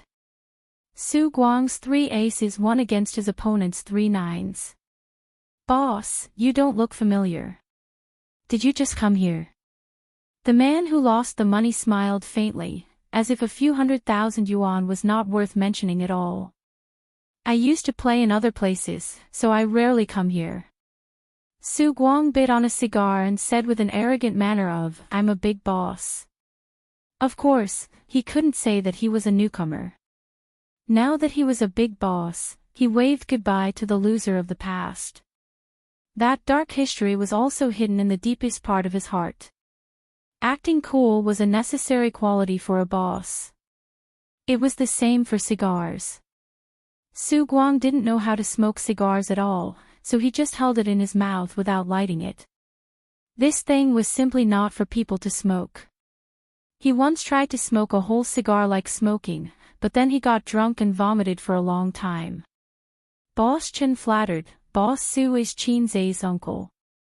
Everyone at the table looked at Su Guang in a different way. They were surprised and a friendly smile appeared on their faces. Su Guang's posture with the cigar in his mouth was even more arrogant. When fortune came, it couldn't be stopped. Su Guang's luck today was like the water of the Yellow River, flowing endlessly. In 2 hours, the chips beside him were piled up like a mountain, at least 2 million yuan. In this round, Su Guang and the man were left to compete. Their cards were 2 8s, a 7, and the rest were jacks and aces. The 2 cards under Su Guang's hand were 8 and 7. He was a calabash for this round. The middle-aged man looked at Su Guang and smiled, I don't believe you can keep winning, all in. He pushed out all the chips in front of him. Su Guang frowned. Looking at the cards, he was almost certain to win, unless the opponent had a straight flush. The odds were like dog *T luck. At this time, Boss Chen whispered in his ear, his surname is Zhang, and he has several finance companies under his name. He's a rich man, so he knows about naked loans. Su Guang had an unresolvable resentment towards those who lent him money. Back then, he was almost drowned in the Huangpu River. He was already in a gunny sack when a fishing boat took him to a remote area. If it wasn't for his last pleading and finally agreeing to give him half a month to raise money, he would have been a skeleton under the Huangpu River. That year, his son had just learned to walk, his daughter was in elementary school, and Qin Zai was in the first year of junior high school, which was about 10 years ago. Su Guang owed a lot of money, and that group of people was the worst to provoke. When he borrowed money, Someone warned him that this group of people liked to drown people in the Huangpu River, and it wasn't a bluff. There was an example. They never hit people, nor did they threaten to push you off the rooftop. They liked to pack up the old people who owed money and throw them into the Huangpu River. When the person died, the debt would be cleared. The other party had a very deep background, and there was no other way. His sister could only sell her house to help him pay off the debt. After that, Su Guang ran away because he still had other loan sharks to pay off. Su Guang laughed coldly. He was trying to scare him. He was trying to put on a confident front to scare him. Rich people had this kind of confidence because a few $1,000,000 was really nothing to them. Hence, their imposing manner was very good at scaring the poor and short-sighted country bumpkins. In fact, it didn't matter if they lost. They enjoyed the pleasure of gambling at the gambling table. Su Guang thought to himself, I'm not the same person anymore. All in. He expressionlessly pushed out the chips in front of him. Both of them flipped over their hidden cards. The dealer took a look and said, straight flush, guess number 4 wins. He used a small stick to push the chips to Boss Zhang's side. Admit it, admit it. Boss Zhang looked at Su Guang with a contemptuous smile. Su Guang's eyes widened as he stared blankly at the other party's cards. Dog *T luck really happened. Just like that, he lost all the money he won previously. He came from the gambling table and returned to the gambling table. Boss Zhang lit a cigarette and didn't even look at the chips in front of him. It was as if a few million was nothing to him. He chuckled and said, Yo, Boss Su is out of money. Why don't you give up your seat and let the friend next to you play? His arrogant tone made Su Guang very uncomfortable. His face was ashen as he exchanged for more chips and continued to play. When fortune came, one couldn't stop it. But when it left, one couldn't stop it either. Su Guang's fortune was like a woman's period. It was bleeding. In the next half an hour, he lost 5 million. Including the money he won previously, it was close to 7 million. Of course, Su Guang didn't have that much money. Although Qin Zhe was very good to his uncle, Dongfeng Technology had started to make a profit. It hadn't even been a month. Su Guang didn't even have 5 million when he sold his kidney. But it didn't matter. The casino had always been generous to customers with good reputation. Su Guang didn't have money now, but he would have a lot of money in the future. Because his nephew was Qin Zhe, he was the nominal leader of Dongfeng Technology. Boss Su, I'm all in. The man surnamed Zhang once again pushed out all his chips and looked at Su Guang with a smile. The look in his eyes was very annoying, and it was filled with arrogance and condescension. This time, Su Guang, who had a straight flush in his hand, didn't dare to call. His forehead was sweating. At the gambling table, everyone looked at Su Guang. Su Guang was silent. His straight flush was basically a sure win. However, in the past few rounds, his cards weren't small either. He had a gourd and a straight. Every time he felt that he had a sure win, the man surnamed Zhang would always be able to kill him. Su Guang's mentality collapsed. Even if he had a straight flush in his hand, he didn't dare to go all in again.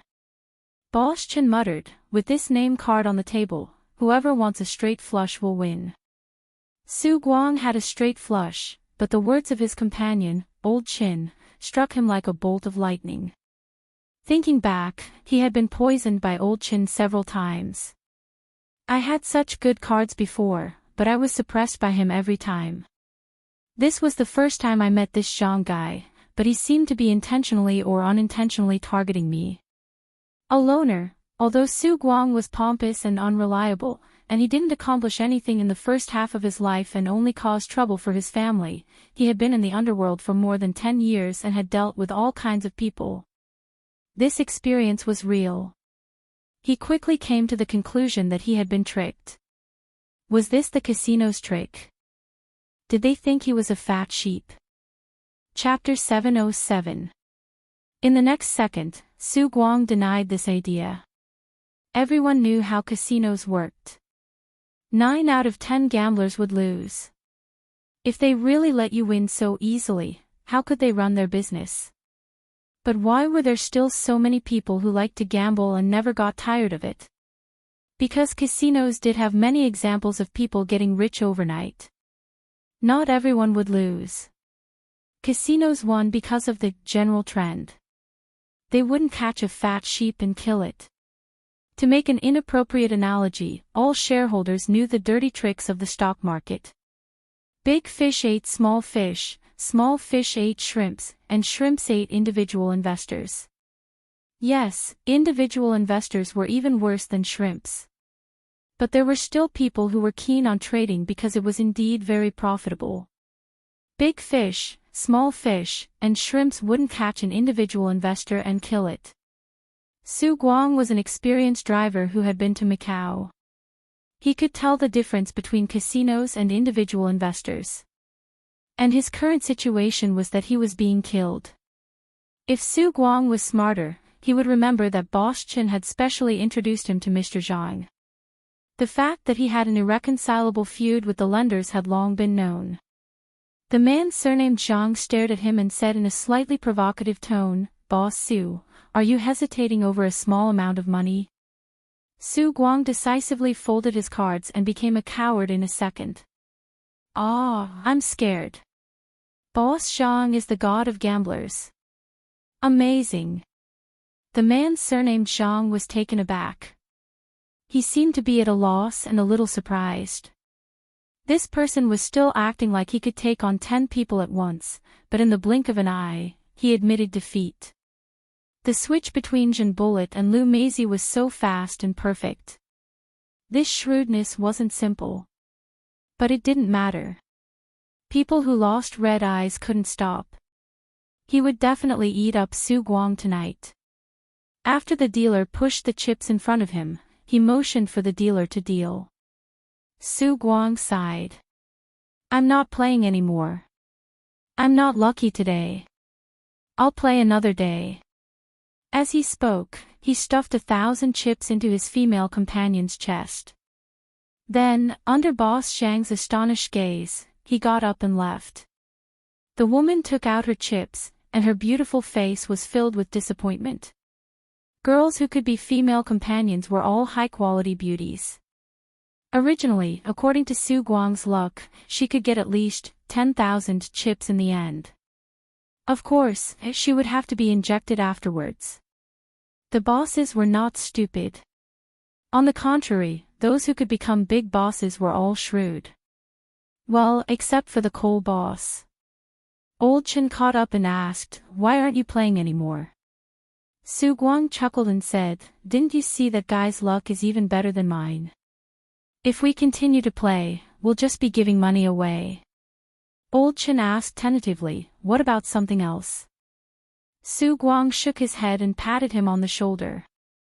"Another day." "Oh right, do you still want to play?" Elder Chen shook his head. "I lost a lot too." "Forget it, let's go together."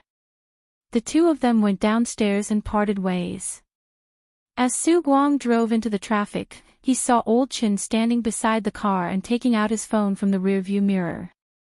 Spitting out a mouthful of saliva, Su Guang fiercely said, "What a useless son. How dare he set a trap for me?" After losing all his savings and owing the casino more than 1 million, Su Guang thought for a moment and carefully dialed Qin Zai's number. "Ace, I have something to tell you." "If you have something to say, then say it."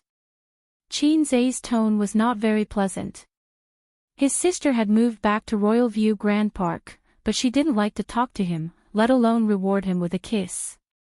Qin Zai felt like a husband who took his wife back from her mother's home after having an affair, and continued the Cold War.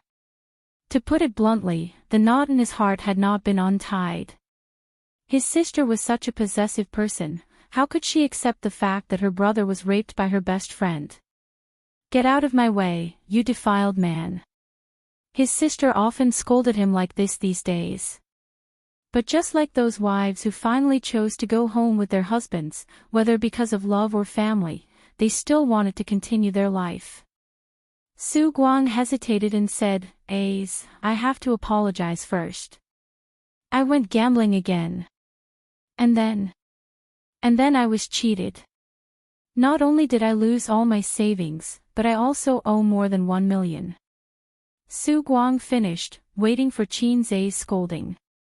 At the other end of the phone, Qin Zhe muttered, "A wolf travels thousands of miles to eat meat, while a dog travels thousands of miles to eat shit." Ha! He didn't seem to be as angry as expected. Su Guang immediately said, Zhe, you don't know this. Uncle was careless and got tricked by someone. He cursed as he recounted what had happened in the casino. Fortunately, your uncle is experienced and knowledgeable. I managed to withdraw in time. Qin Zhe was too lazy to listen to his nonsense. He wanted to hang up, but after listening to him, wait a minute, Qin Zhe's tone became serious. How do you know that Boss Qin? A friend introduced him. Su Guang said. Send me his information, the more detailed the better. And that Zhang guy, do you know him? I don't know him, but I know he's a lender. A lender. Qin Zhe pondered and said, give me his full name. Sister Man seemed to be in this business in the past, and it was quite big. Although she gradually withdrew from this gray industry, her contacts and knowledge should still be there, so he asked her to help check. It didn't matter if it was a coincidence or someone was deliberately targeting him, there was nothing wrong with being careful. The gaming eye patch officially began to be promoted, and the development of other areas of VR equipment began. The future was bright. At this time, his uncle fell into a trap. I really cheated this time, afraid that Qin Zhe would take away his position in the factory, his uncle emphasized again. Just this once, Qin Zhe said, 30% of your commission will be deducted. Anything else? Yes, I still owe the casino more than 1 million. His uncle said. Ask my sister, I don't have money now, Qin Zhe said. Then I'll give it a try, his uncle said and hung up. About a few minutes later, Qin Zhe heard a roar from his sister's room. Su, if you dare to gamble again, I'll ask someone to break your legs. Choose between your legs or your money. Qin Zhe nodded, satisfied. He found a punching bag for his sister to vent her anger. Suppressing one's anger was not good for one's health. While Su Guang and Qin Zhe were on the phone, Boss Qin also dialed a number. When the person on the other end picked up, Boss Qin said apologetically, Mr. Huang, Su Guang seems to have figured it out and didn't fall for it. Got it. The other party's tone was calm. Boss Qin didn't dare to be careless and apologized again, I'm sorry, I didn't complete the task you gave me.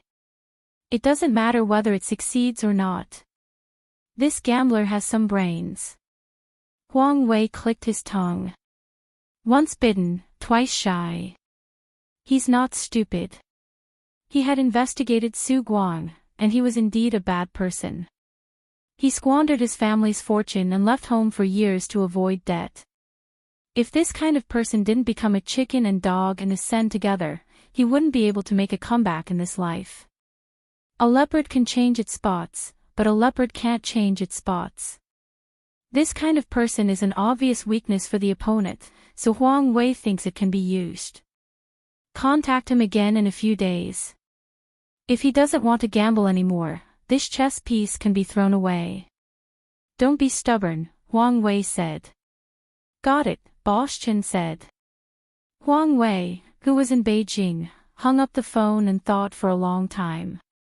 He was optimistic about the future of Dongfeng technology.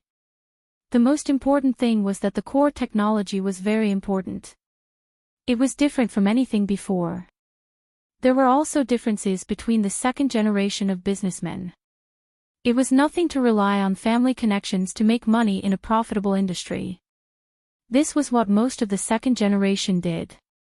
There were very few who could rely on their family's resources to do something that was beneficial to the development of society and promote the progress of the industry. This kind of second generation was a promising second generation, and the elders would usually give them high praise.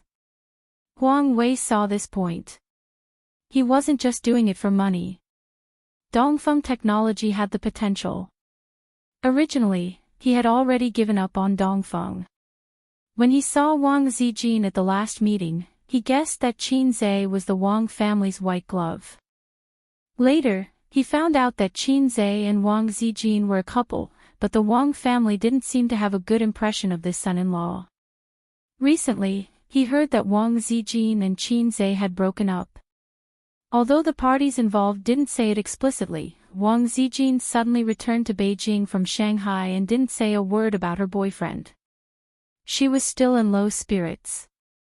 News of her breakup was well known in her circle of friends. Although the circle of the second generation in Beijing was large, as long as one paid attention, it was easy to get information.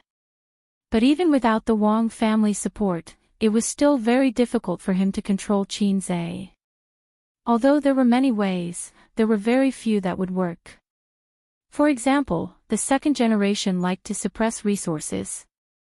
He could restrict the supply of materials to Dongfeng Technology as long as they were willing to spend money and cooperate with the government. Dongfeng Technology had signed cooperation agreements with many companies in the industry. He could restrict Dongfeng, but he couldn't restrict so many companies.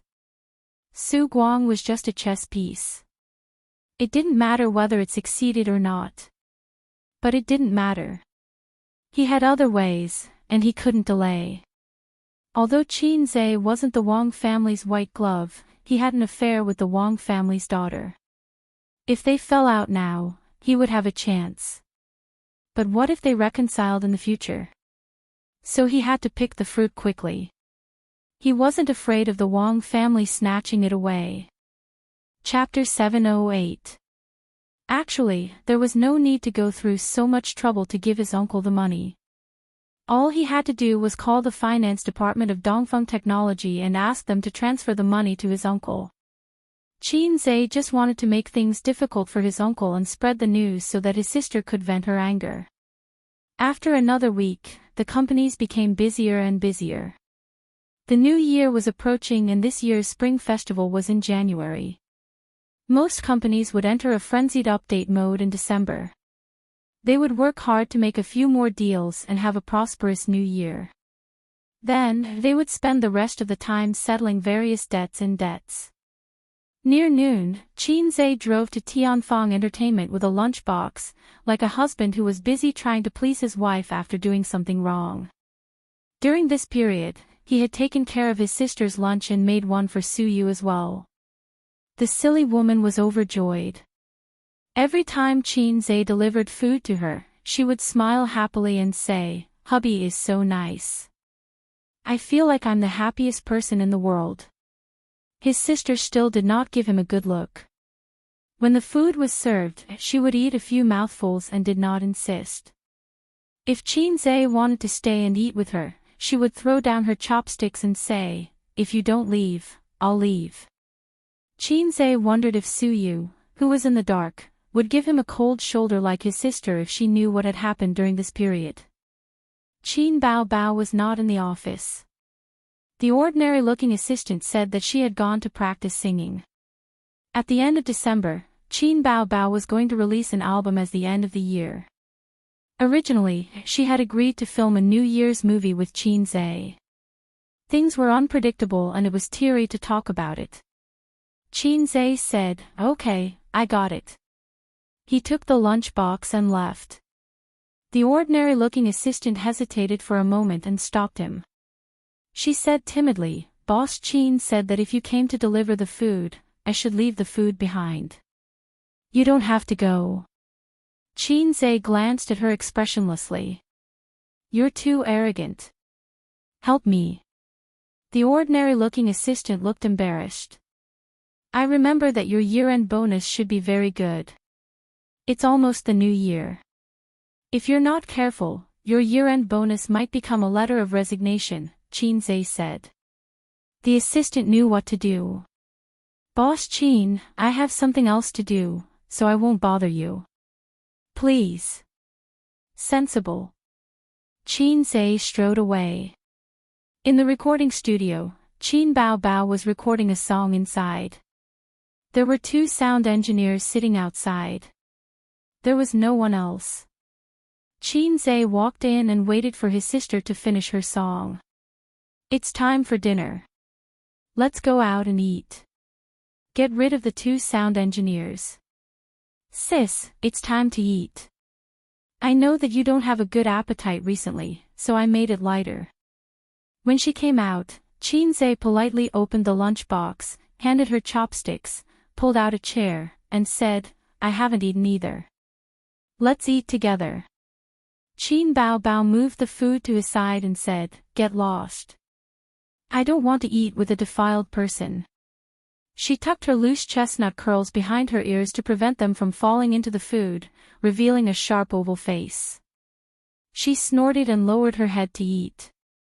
He could understand his sister's feelings. From a man's point of view, it was like raising an adorable Lolita at home. They would usually kiss and cuddle her, waiting to raise her into an adult.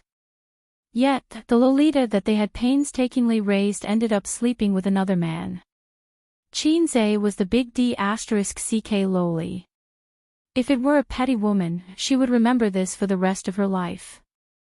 His heartless sister couldn't remember it for that long, but she wouldn't forget it so easily either.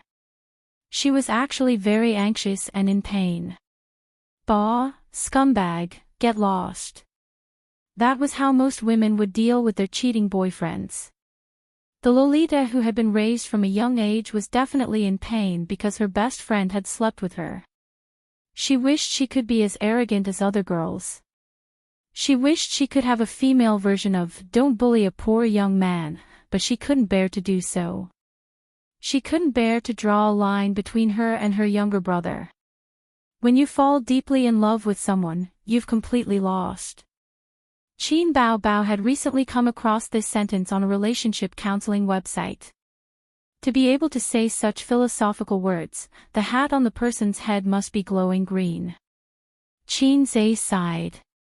Even such a filthy younger brother would want to get close to his angelic and holy sister. Qin Bao Bao didn't buy it. She curled her lips in disdain. I have a donkey, but I never ride it. The phone rang. His sister, who was eating, subconsciously reached for her pocket. Qin Zhe did the same. This time, it was his phone that rang. A stranger was calling. Qin Zhe didn't pick it up. He hung up. His phone rang again. It was the same number. This time, he picked it up. Who is this? President Qin, it's me, Huang Wei. The person on the other end of the phone reported his name. President Huang, what's the matter?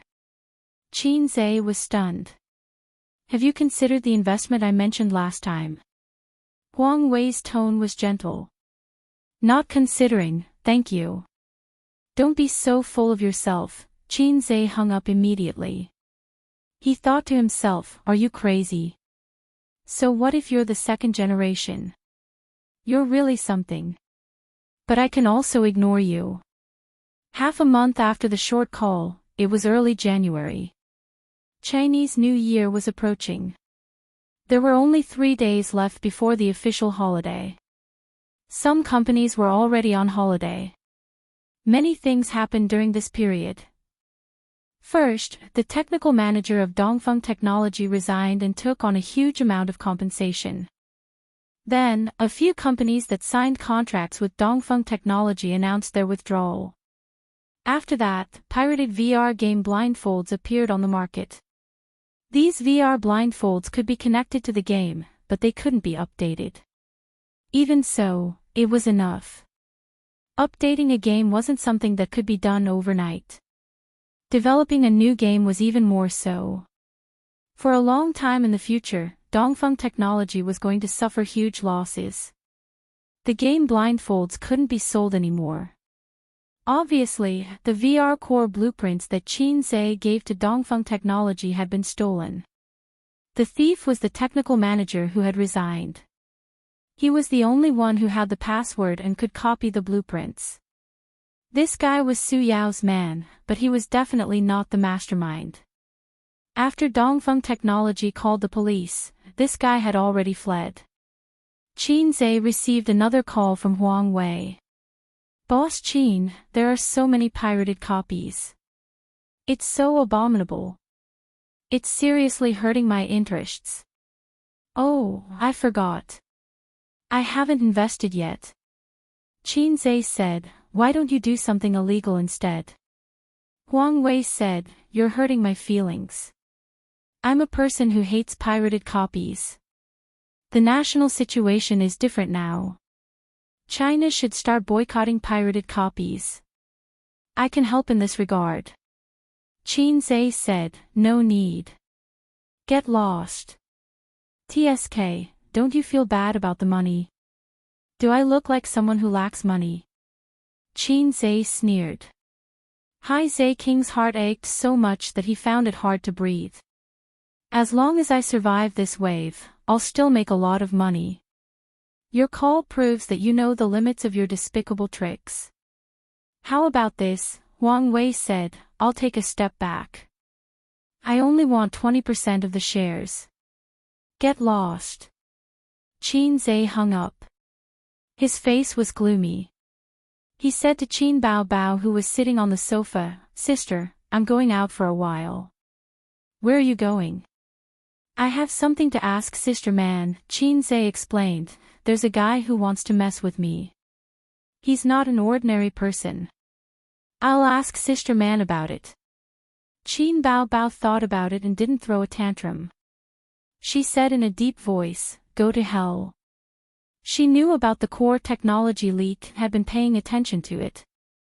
Qin Zhe contacted Nan Man Pei first, then called Su Yu and made an appointment at Nan Man Pei's house to discuss countermeasures. In the villa.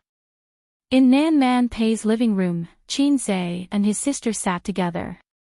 Nan Man Pei and Su Yu each occupied a single sofa.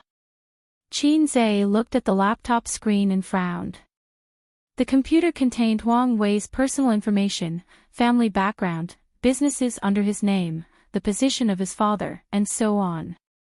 These things were not difficult to get, but there was no more detailed information, unless he asked Wang Zijin, Sister Man, can you deal with this guy? Qin Zhe asked. Nan Man Pei, who had been looking at Qin Zhe and Qin Bao Bao with a strong interest in gossip, shook his head. It's not worth it. She thought about it and explained, his business in Shanghai is of course not a problem, but it's not painful for him. And you see the assets under Huang Wei's name. They have a wide range of implications. And there's no technical content. They're all semi-monopolized industries. There's almost no chance to play dirty. She didn't say that Qin Zhe was involved in too few industries. He didn't have enough contacts in all walks of life. To put it bluntly, his power was too small. If he encountered a guy with a strong background, he could only protect himself at most. In terms of the social hierarchy, what was a star? There was no position for a star at the top of the pyramid. Even in the entertainment industry, they couldn't be ranked. Su Yu was dissatisfied and said, you go to Wang Zijin. Isn't your girlfriend the daughter of the Wang family? Let her fight. Qin Bao Bao glanced at her. They broke up. Don't you know? Broke up. Teddy Sue's face lit up instantly. Was this for real? I haven't even used my full strength yet, and Wang Zijin is already so scared that she doesn't want her man anymore. Ha ha ha, Qin Zhe and I are indeed a match made in heaven. We are destined to be together. Pei Nanman coughed and forcefully changed the topic. Although the Wang family has deep roots and a strong background, Wang Wei's family isn't weak either. If it's not because of political differences, they won't fight easily. Your company's scale is nothing. No matter how good your future is, it's nothing in their eyes. Didn't Huang Wei do this because he wanted the two of you to break up? It's easy to solve. In fact, it's just a matter of Wang Zijin giving a call. I'd rather beat Huang Wei up than talk to Sister Ziwei. No need. Qin Zhe shook his head. He came to find Pei Nan Man to find out if there was a way to fight back. It didn't matter if it didn't work. Qin Bao Bao suddenly said, at most, we'll just lose some money. It's useless to steal the technology. It can only be limited to the game. In the future, when the version is updated, we can pair it up in advance. Set a code or something for every legitimate game device. Otherwise, it can't be connected to the game. After a pause, she said, it should be possible to operate it that way. She didn't know how to operate it. She only knew the concept. As for the use in other fields, legitimate companies won't dare to produce it. Otherwise, they'll be sued. Pirated companies don't have the ability to produce it either. Even if it's intentional, hospitals, industries, and schools won't dare to buy it. If they bought it, they'd be sued. Qin Zhe looked at his sister in surprise. He didn't expect her to say something like that. Well, she wasn't just a flower vase. Before Salted Fish Lake evolved into Heiai's king, he had always looked up to his sister. His sister was right. This was the benefit of patent protection. Why could America ban the sale of chips to China during a trade war? No matter how advanced the chips were, couldn't China copy them? Of course they could. But if you copied them, you'd be infringing. Copying chips to manufacture electronic devices was fine if it was limited to domestic use. But it couldn't be exported. This hit their weak spot. Most of China's electronic devices were exported, such as a certain mobile phone brand. Therefore, with patent protection, legitimate companies wouldn't dare to produce devices without authorization. Pirated products were very limited. They would take away a portion of the profits, but it wouldn't hurt them. This was why Qin Zhe didn't panic. But this is also very disgusting. Suyu said, harming others without benefiting ourselves. It's not letting us make money. And we can't do anything about pirated products. What a dirty trick. Nan Man Pei glanced at Qin Zhe and added, I'm not afraid of you taking revenge. Because you can't take revenge at all.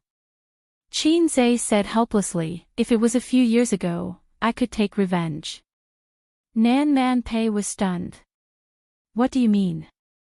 Qin Zhe said, a few years ago, the market conditions allowed it. Seeing that no one understood his joke, Qin Zhe scratched his head. It's never too late for a gentleman to take revenge. I'll always have a chance.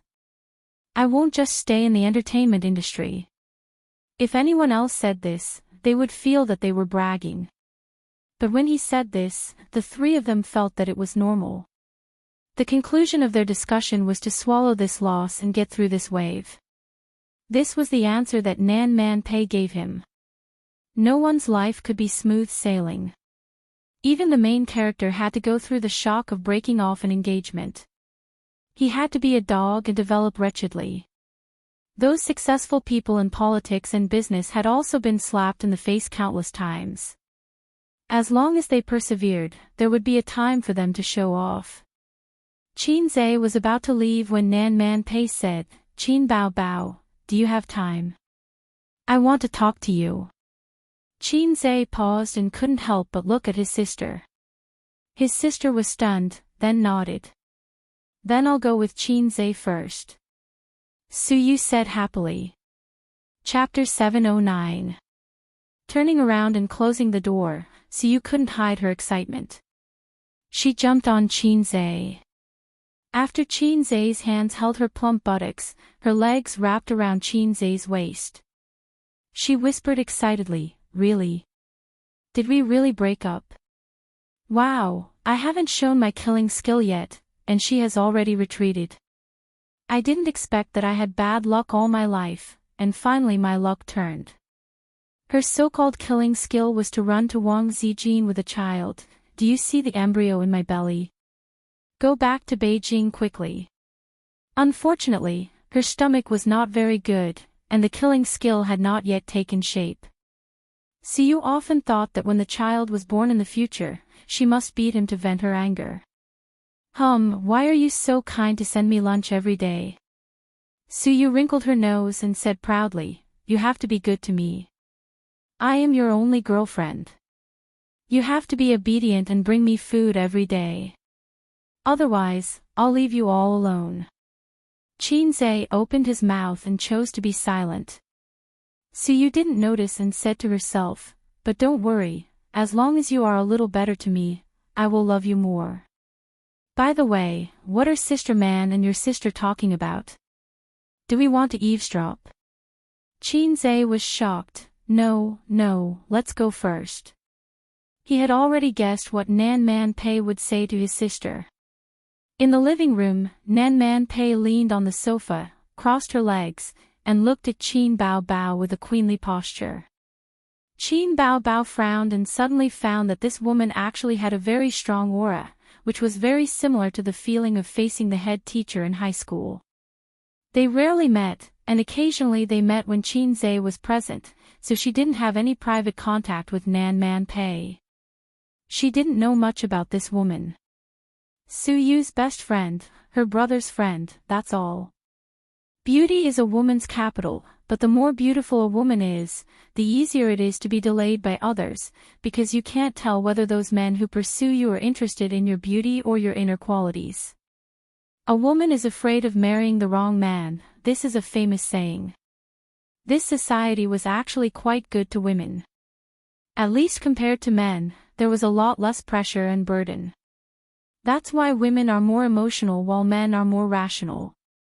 Half of it is due to the environment, Nan Man Pei explained. Qin Bao Bao said blankly, what are you trying to say? Even if you're angry with Qinzhe and don't want to forgive him, you're more afraid of cutting off all ties with him. Love and hate, emotions are a woman's biggest weakness. Nan Man Pei said, therefore, no matter how angry you are with Qinzhe, you can't leave him. Nan Man Pei's words hit Qin Bao Bao's heart like a battering ram. She was dumbfounded. She knows about me and Qinzhe. Other than being dumbfounded, he also felt a little ashamed. She had no choice but to lay her cards on the table and express her feelings to Wang Zijin. But how did Nan Man Pei know? On the night you met Wang Zijin, Qinzhe came to find me. He was sad and disappointed like a child who didn't dare to go back to see his parents after scoring a 0. He had a lot of things in his heart and wanted to find someone to talk to, but he didn't have a suitable person. I had no choice but to play the role of a caring sister and listen to his nagging for half an hour. Nan Man Pei unconsciously raised his image. It was as if he was really Qinzhe's caring sister and not Qinzhe who came to pick up a drunk mistress and complain to him. Qin Bao Bao secretly gritted her teeth and felt a little embarrassed. Damn little red man, how is it respectable for an elder sister to fall in love with a younger brother? You have the nerve to compare yourself with others and even nagged for half an hour. Qin Bao Bao's face darkened. You're talking to me about this because you want to persuade me to repent. Nan Man Pei said, if I can, I really want to persuade you. If I persuade you to leave, Wang Zijin will also leave, my Suyu will be the only winner. But she added, but after listening to his story, I chose to be silent. Because any persuasion would be useless. He said that he loves his sister deeply. She is so outstanding and so fascinating. He said that even if he is useless, his sister will still love him. I have never seen him like that, not even for Wang Zijin. So if he really has to choose, you will definitely not have a good ending. She said in her heart, of course he will choose you. But in that case, Siyu will be a tragedy. Qin Bao Bao's face darkened. She hated it when people said this because it was the truth. Don't mention it. Big stars, public figures, if this kind of thing is exposed, you can't explain it clearly even if you have 7 or 8 mouths. Ordinary people may be able to get away with it, but you too can't. Let's talk about Qin Zhe. His future achievements will not be limited to this. The higher he climbs, the more opponents there will be. After all, there are only so many positions at the top. If you get to the top, others will have to go down. I know this well. You may be able to hide it from the media, but there are many people who are more difficult to deal with than the media. At that time, you will be a burden to him, and even destroy him. Qin Bao Bao was silent. My ex-husband cheated on me, and I decisively chose to divorce him. I was full of anger. I left my hometown and came to Shanghai. But when my anger dissipated, I found that I didn't hate him. After thinking about it for many years, I figured it out. It turned out that I didn't love him. He was my senior brother, my father's favorite student. I had feelings for him, but it was a brother-sister relationship. So when the anger dissipated, he was more clear and profound in my heart. He was like an elder brother. So I couldn't hate him like a woman hates a man. And it was precisely because I didn't love him that I could resolutely choose to leave, Nan Man Pei said, but you can't. You love Qin Zhe so much that you can't extricate yourself. What are you going to do? Regardless of this, you want to be with him. Qin Bao Bao was still silent. I have an idea. Qin Bao Bao finally spoke. Go ahead. Nan Man Pei smiled and said, if you want to live a good life, you have to wear a cuckold. Qin Bao Bao was speechless. You can consider finding a mistress. If you can't accept Wang Zijin, then consider Su Yu. Nan Man Pei probed. Goodbye. When Qin Bao Bao went downstairs, she did not see Su Yu. Qin Zhe was sitting alone in the living room, waiting. Beside him were Nan Man Pei's nephews. The girl was more aloof and did not pay much attention to her. The boy was very shy. When he first arrived, he even asked for her autograph, but Qin Bao Bao ignored him. Ziki, let me ask you a question, Li Donglai said. Speak. Do you use your left or right hand to wipe your butt when you go to the toilet? Get lost. Answer me quickly. I just want to know if you're left-handed. Right hand. We both use paper. Li Donglai, you're courting death. Master, am I getting better and better? Ouch, don't hit my head. Qin Bao Bao looked at the siblings in surprise. She thought to herself, are they retarded? Chapter 7:10. Finish talking. Qin Zhe immediately stood up and stared at his sister nervously. He knew what Nan Man Pei wanted to talk to his sister about. He guessed that she was a little gossipy, and he wanted to help Siyu to sound her out. Qin Zhe was reluctant.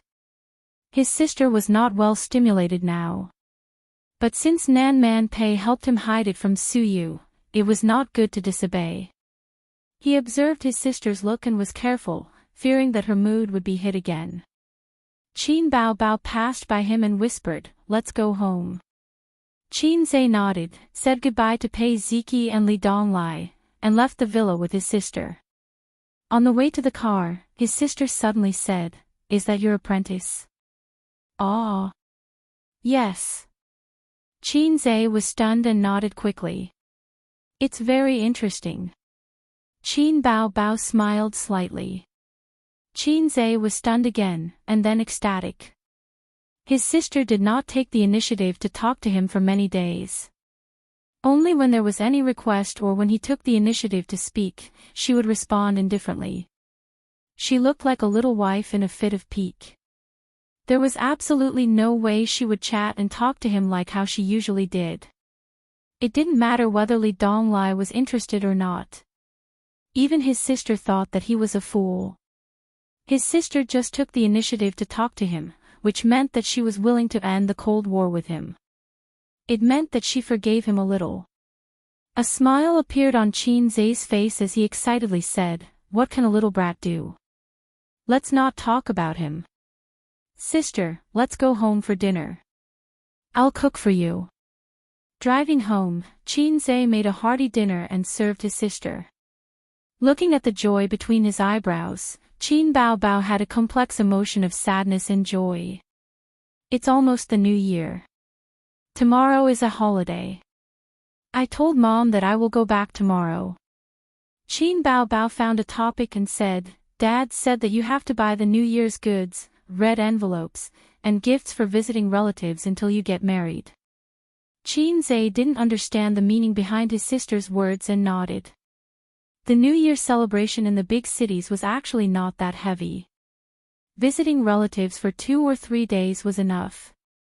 Almost no one outside the 5 generations would visit.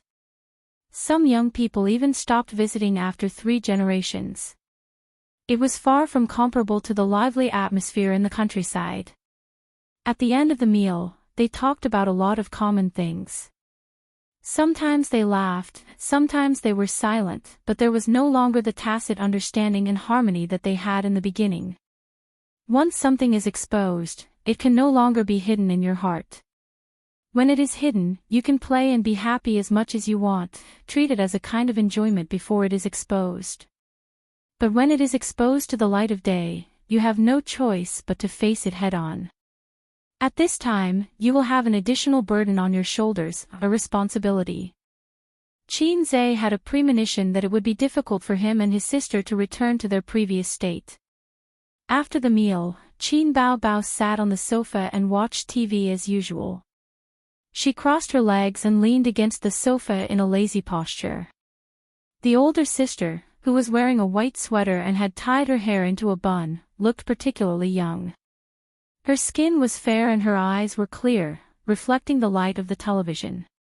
People would believe that she was a university student, but a high school student would not be so broad-minded. Qin Zai sat next to her. After the end of the Cold War, he felt relieved. He refreshed his circle of friends. Sister Ziwei had not moved for more than half a month. Her phone was still turned off. He guessed that her SIM card had been changed. The chat software blacklisted Qin Zai. When Suyu was not paying attention, he used her mobile phone to contact Wang Zijin. There was no reply. The update content of her circle of friends also stopped on the day she left Shanghai. It seemed that they were going to break off their relationship. Damn it! While refreshing his circle of friends, Qin Zai suddenly burst out a curse. Qian Shishir, that short girl, posted a picture. He clicked on the picture. The background was dark. After scrolling for a long time, a beautiful Sadako suddenly jumped out. The most touching picture of the year. She added the caption like this. Many people fell into her trap. The replies were filled with scolding. There were Huang Yuding, Li Wei, Yi Lu, and many other artists under the company. Qin Zai was also shocked. Qin Bao turned her head and asked, "What are you doing?" Qin Zai changed his mind and smiled. "I saw a very interesting picture. The most touching work of the year. Do you want to see it?" Qin Bao leaned over and Qin Zai handed the phone to her. Sister did not know that she fell into a trap. She looked at it seriously and scrolled down the picture with her fingers. She screamed and threw the phone away. "Are you crazy? You're showing me this kind of thing."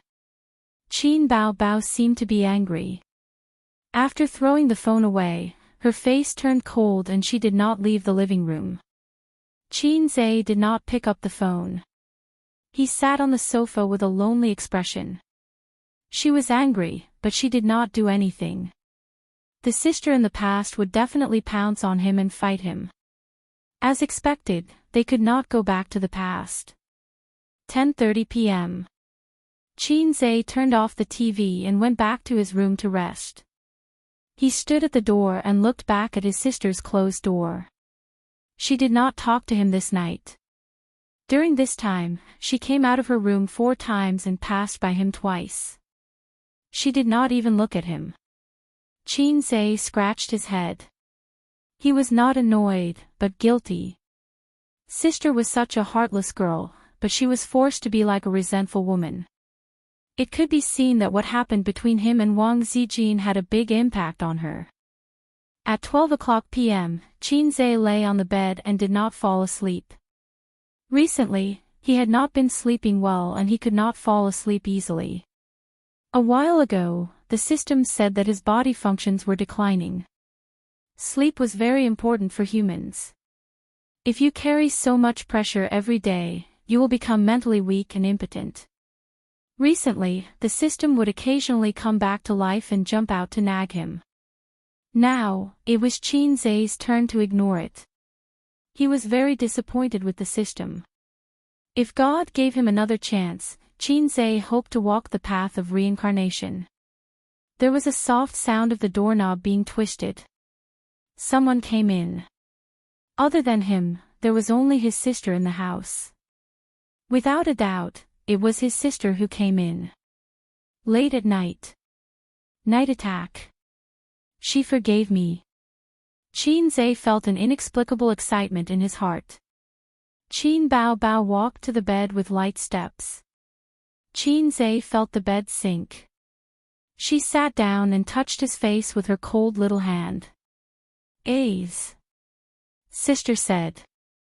This time, he did not dare to open his eyes. He was afraid that he would be slapped by his sister again. Qin Bao Bao sighed faintly. "Today, Nan Man Pei told me to find a mistress. Find a mistress to marry you. That way, you can fool your parents and others. And I'm a celebrity. There are many celebrities who are still single in their 40s. It's not strange that I don't get married. Even if I have a child in the future, as long as I don't say anything, it will be an unsolved case. But this mistress must be someone I know and know about our relationship. Otherwise, a woman's intuition can't be hidden. That's why she said that Wang Zijin is the best choice. I was so angry that I wanted to hit her. I didn't argue with her because of you. Otherwise, I would have done it." Qin Zhe continued to pretend to be asleep. He thought to himself, "Sister Man can beat 10 of you with one hand, sister. But I agree with her in my heart. Because this is the only way. I don't want to share you with others, but I'm more afraid of destroying you. I'm more afraid that we won't be together for the rest of our lives.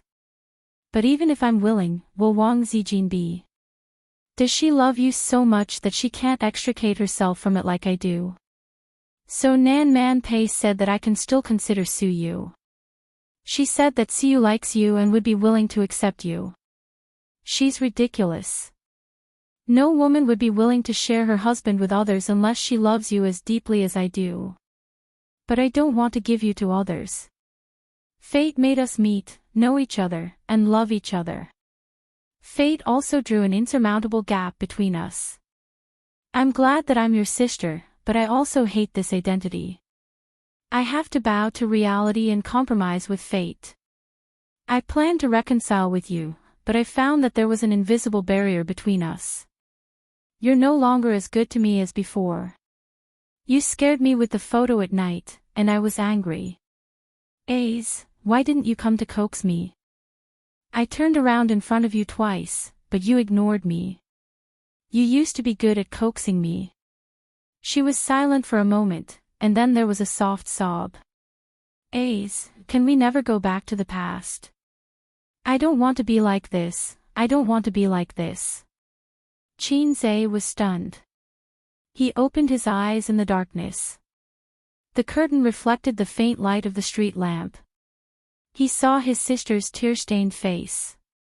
Tears rolled down from her thick eyelashes and across her face. Other girls were at most pitiful, but she was as seductive as a fox girl. It turned out that she was just like him. "Don't be silly. We can't go back to the past," he said calmly. Qin Bao Bao stopped crying and looked at him blankly. She was caught off guard. In the past, we were brother and sister. We could only be brother and sister. But now, we are not. Although we may have to experience a long, long life in the dark, I don't want to be like before. Qinzhe sat up and hugged his sister. I'm sorry. Wah. She burst into tears and cried. Qin Bao Bao hugged her brother's waist tightly. She was afraid that if she let go, her brother would no longer be hers. She kept repeating, "Don't be brother and sister, don't be brother and sister." She cried for a long time and sobbed for a long time. Her tears and snot were all smeared on Qinzhe's pajamas. This was the third time she cried since she came back from the capital. After 3 times, she finally vented all the resentment, anger, and sorrow in her heart. Qinzhe could only give her a hug. He hugged his sister and smelled the fragrance of shampoo in her hair. It was late at night. When her emotions calmed down, Qinzhe whispered something in her ear. His sister's face instantly blushed and her delicate body stiffened. Qinzhe was not in a hurry. He waited and gently stroked his sister's back. The relationship between the two of them was destined to make her feel insecure. Qinzhe whispered in her ear, "Be my bride." When he said these words, his heart was filled with tenderness, pity, and admiration, but there was no lust in it. At any time, love was always higher than desire. Qin Bao Bao's expression changed a few times. It was not that she resisted, but that she was nervous and conflicted. After a long time, she nodded vigorously. But when Qinzhe pressed her under his body, she went back on her words. Take a shower, I want to take a shower, haven't I already taken a shower? Let's take another shower. You're not going back on your words, are you? Chapter 7:11.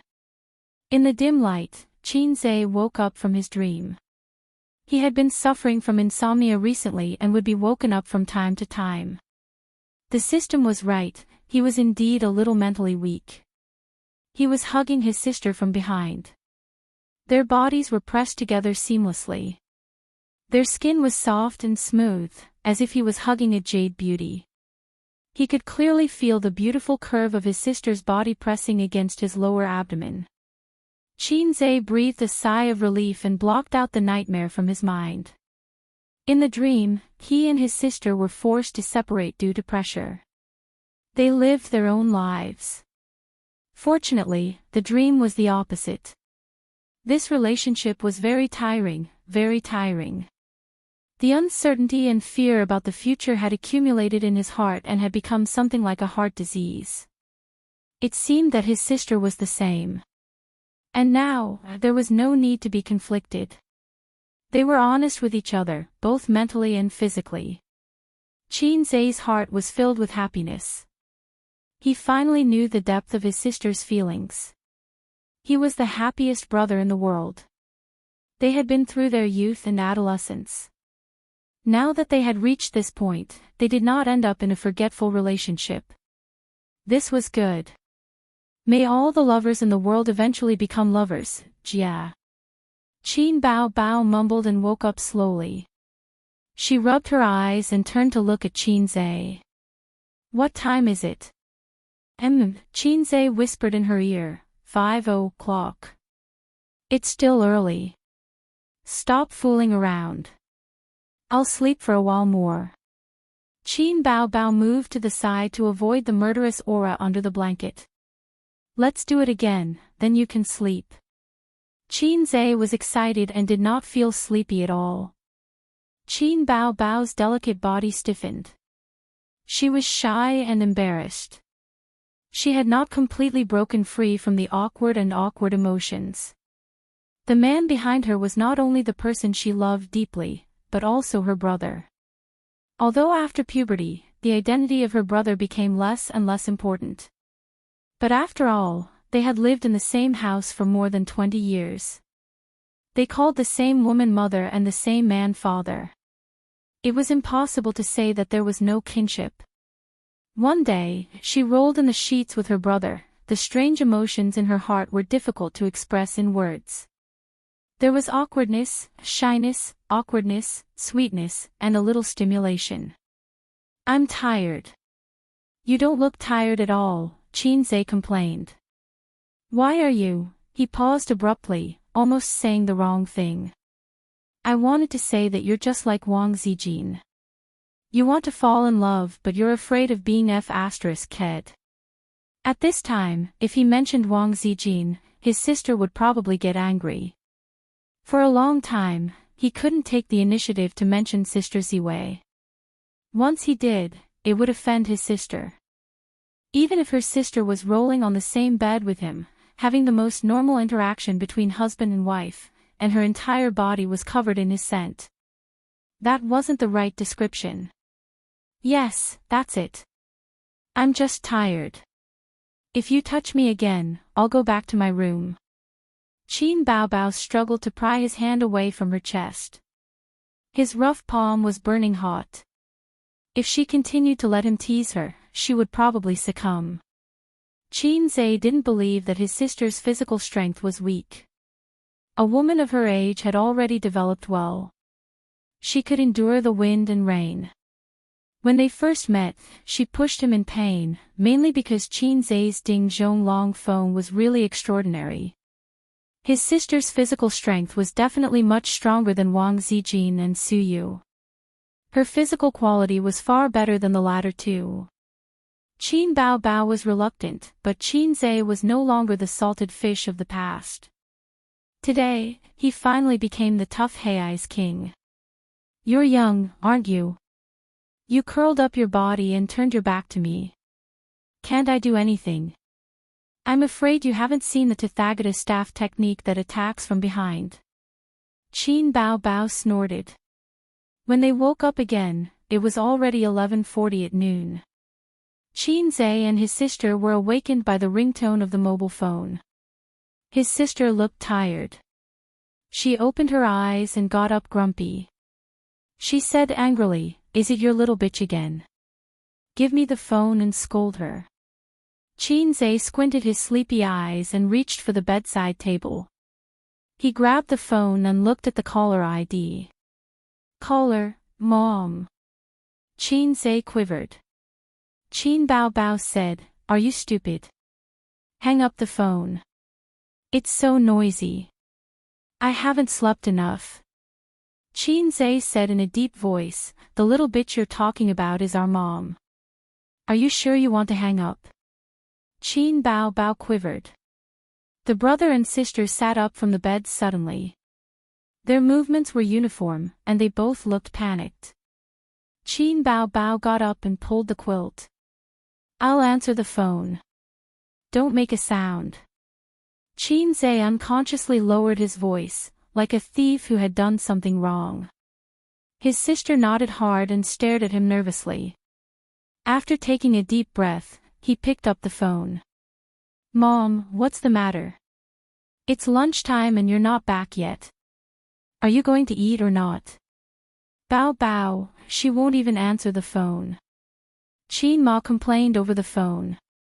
"Your Bao Bao is on my bed." His sister's mobile phone was in her room and she didn't bring it with her. Qinze coughed. "Well, my sister isn't feeling well, so she won't come over." "What's wrong now?" Qin Ma raised her voice. "Is she not feeling well? Or is she not feeling well? This girl is really annoying. In the past, she refused to find a partner no matter what. Now that she finally found one, she was dumped again.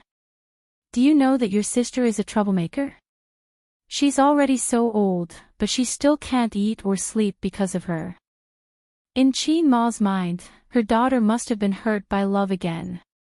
She probably tried to reconcile with him, but was rejected. Qinze and Qin Baobao looked at each other awkwardly. "When you go home tonight, tell me who her boyfriend is." "She won't tell me even if I ask her. She's so mysterious," Qin Ma said. Qinze was about to say that he would go home tonight, but his sister shook her head fiercely, her hair flying. So he changed the topic. Come back another day. Sister, she's really not feeling well. Is it serious? Yes, it's quite serious. Okay then. After ending the call, the siblings' tense nerves relaxed and they exhaled at the same time. Although they were dozens of kilometers away, they were in the same bed and talking to their mother on the phone, which made them feel very guilty. Sleep, again. Qin Zhe saw that she looked tired. How could she not be tired? They went to sleep after 9 o'clock in the morning. Looking at the messy sheets, one could tell how crazy it was. Mom's phone call woke me up. Qin Bao muttered, sleep for what? Then why didn't you go home at night? Are you afraid to face Mom and Dad? Qin Zhe thought for a while and comforted, although we hid it from them, we'll have to meet them sooner or later. Sister, don't feel burdened. Don't talk nonsense. Qin Bao hit his head with a knife. I'm in pain. I'll be found out when I go home. It was her first time doing it. Last night, she was tormented until the wee hours. In the morning, she was unrestrained. She didn't know if the iron pestle had been ground into a needle, but her whetstone couldn't bear the burden. I'm going to take a shower. Qin Bao bent over to pick up the clothes on the ground, groping on the ground with one hand and holding the quilt with the other. Her smooth back was in full view in Qin Zhe's eyes. The arc was graceful, and the tight waistline was sexy and beautiful. Half of her snow-white buttocks were exposed, and the other half was wrapped in the quilt. There was no comparison. Whether it was Su Yu's tall and slim figure or Sister Ziwei's perfectly proportioned delicate body, they were inferior to his sister, a seductress. Qin Zhe looked away and chanted Amitabha a few times. His sister was more than a little seductress, she was a juicer. Her body was too tempting for Qin Zhe. In front of Su Yu and Wang Zijin, he could restrain himself, but in front of his sister, he could only be slightly stiff to show respect. He couldn't do it again. Even if Hai Zhe King was getting stronger, he had to cherish it. Besides, his sister's body couldn't take it anymore. The bathrobe that Qin Bao hooked was Qin Zhe's. Her own was in the distance. Last night, Qin Zhe threw it a little far away, so she had to lift the quilt and get out of bed. With one hand on her chest, she ran to pick it up. When she squatted down, the curve of her back was sexy and seductive. Qin Zhe simply covered his head in the quilt. Out of sight, out of mind. Qin Bao put on the bathrobe. Her phoenix-like eyes were fixed, and she pondered for a moment. I'm pregnant. What should I do? Qin Zhe covered himself in the quilt and said in a dull voice, You think too much. It's hard to say. Qin Bao blushed and kicked his butt with her foot. You came in so much. It's not so easy to have a baby. Qin Zhe said in a bad mood, Go take a shower. Su Yu had been waiting for more than half a year, but there was no movement in her belly. If it was so easy to have a baby, there wouldn't be so many infertility hospitals. Instant success was a plot in a novel, and it didn't conform to physiological knowledge at all. Even if she had a baby during conception, it was not 100% successful. The probability was about 60%. Hey, what's there to explain to a group of single dogs like you? Chapter 7:12. After waking up at noon, Qin Zhe went to Baozi Investment. Tomorrow was the holiday, and the company was preparing to give out bonuses on the last day. He and Su Yu would meet with the department managers alone when the bonuses were given out. The annual meetings of Amethyst, Baozi, and Tianfang companies were held 2 weeks ago. At that time, the pirated game blindfolds were released. For Amethyst Technology, it was the worst news. The big sister boss had not come to work for a month. The employees of Amethyst Technology were worried about the company and its future. But fortunately, Qin Zhe showed his rich financial resources and background at the annual meeting, stabilizing the morale of the employees. His sister was resting at home. Before coming out, she asked him to buy some anti-inflammatory pills. It was not that serious, but she was afraid of pain and wanted to recover as soon as possible. The reason why she did not dare to go home was that she walked a little awkwardly with her legs between her legs. The pain of broken gua could be easily seen by experienced people. Qin Ma's mind was delicate, or else he would not be able to see the feelings between the brother and sister that should not be there. When he took the anti-inflammatory pills, he muttered in his heart, Wang Zijin was bullied by this thing. Baozi Investment, General Manager's Office. Qin Zhe and Li Linfeng sat drinking tea. Su Yu was playing computer games behind the desk. Her legs and stockings were long and round. Her feet were out of women's leather shoes. Her heels rested on the leather shoes, and her toes were fighting with each other mischievously. There are 80 people in the company now. Qin Zhe said, when Baozi was first established, you were the only manager. Back then, it was only a year and a half. But thinking of the situation back then and looking at the scale of Baozi today, Li Linfeng felt as if it was a lifetime ago. Yes, when I left Julie, I thought I would have to go back to the securities company to find a job. I was worried. Boss Qin, you pulled me in. I thought that since the treatment was okay, I would try it with you. Li Linfeng sighed. Who knew it would be on such a scale? Our Baozi is one of the top companies even in Shanghai, where the financial derivatives industry is everywhere. We are well known in the industry. In more than a year, Li Linfeng changed his house twice. His car changed from a BMW of more than 300,000 to a Mercedes-Benz of more than 1 million. It was all because of the man in front of him. When they met back then, he was a nobody. But now, he was already a big shot. He had witnessed with his own eyes the young and tender fresh graduate grow step by step into an all-powerful man. He had witnessed the birth of a legend. Because of this mentality, there was a sense of vicissitudes in the words, back then. Where did that ingrate Jin Yoshin go? It's like he vanished from the face of the earth. F***ck, he got off easy, Li Linfeng cursed. 300 million in exchange for him living in the dark for the rest of his life, it's hard to say whether it's a loss or a gain. Let's not talk about him, Qin Zhe said. Even if Jin Yoshin ran away with the company's money, everyone thought he was living in seclusion abroad. In fact, he was thrown into the Huangpu River by Sister Man Nan Man Pei thought that no one knew what he had done, but in fact, Qin Zhe had heard it all in the car that day. No matter how high Zhe King's martial arts were, he was still a law-abiding citizen. At that time, he was so scared that he broke out in a cold sweat. Other people's catchphrases were really just catchphrases. Sister Man was simply too social. Qin Zhe still had a psychological shadow, so even if Sister Man was mature and intellectual, and the best wife, Qin Zhe still didn't dare to have anything with her. Moreover, Big Sister Man wouldn't like him. She was very clear about his messy feelings. How could Queen Man like a scumbag like him? To be honest, a woman like Sister Man was even better than his sister. Her figure was plump, and she had the charm of a wife.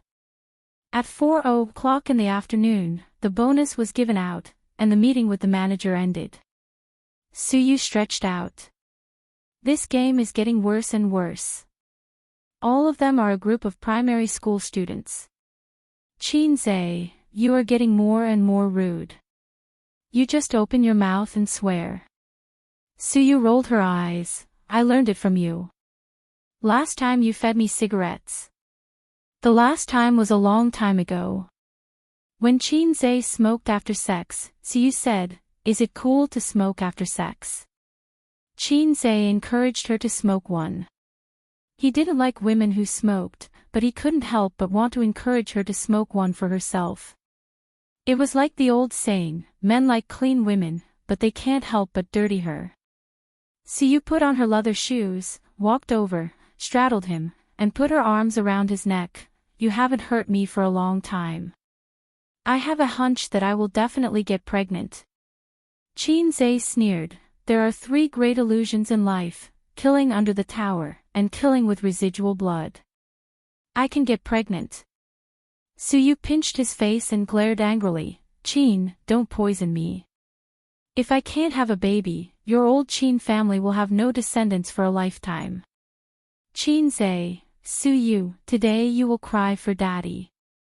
Lifting the round, plump buttocks under the suit, Qin Zhe stood up, and Su's legs wrapped around his waist.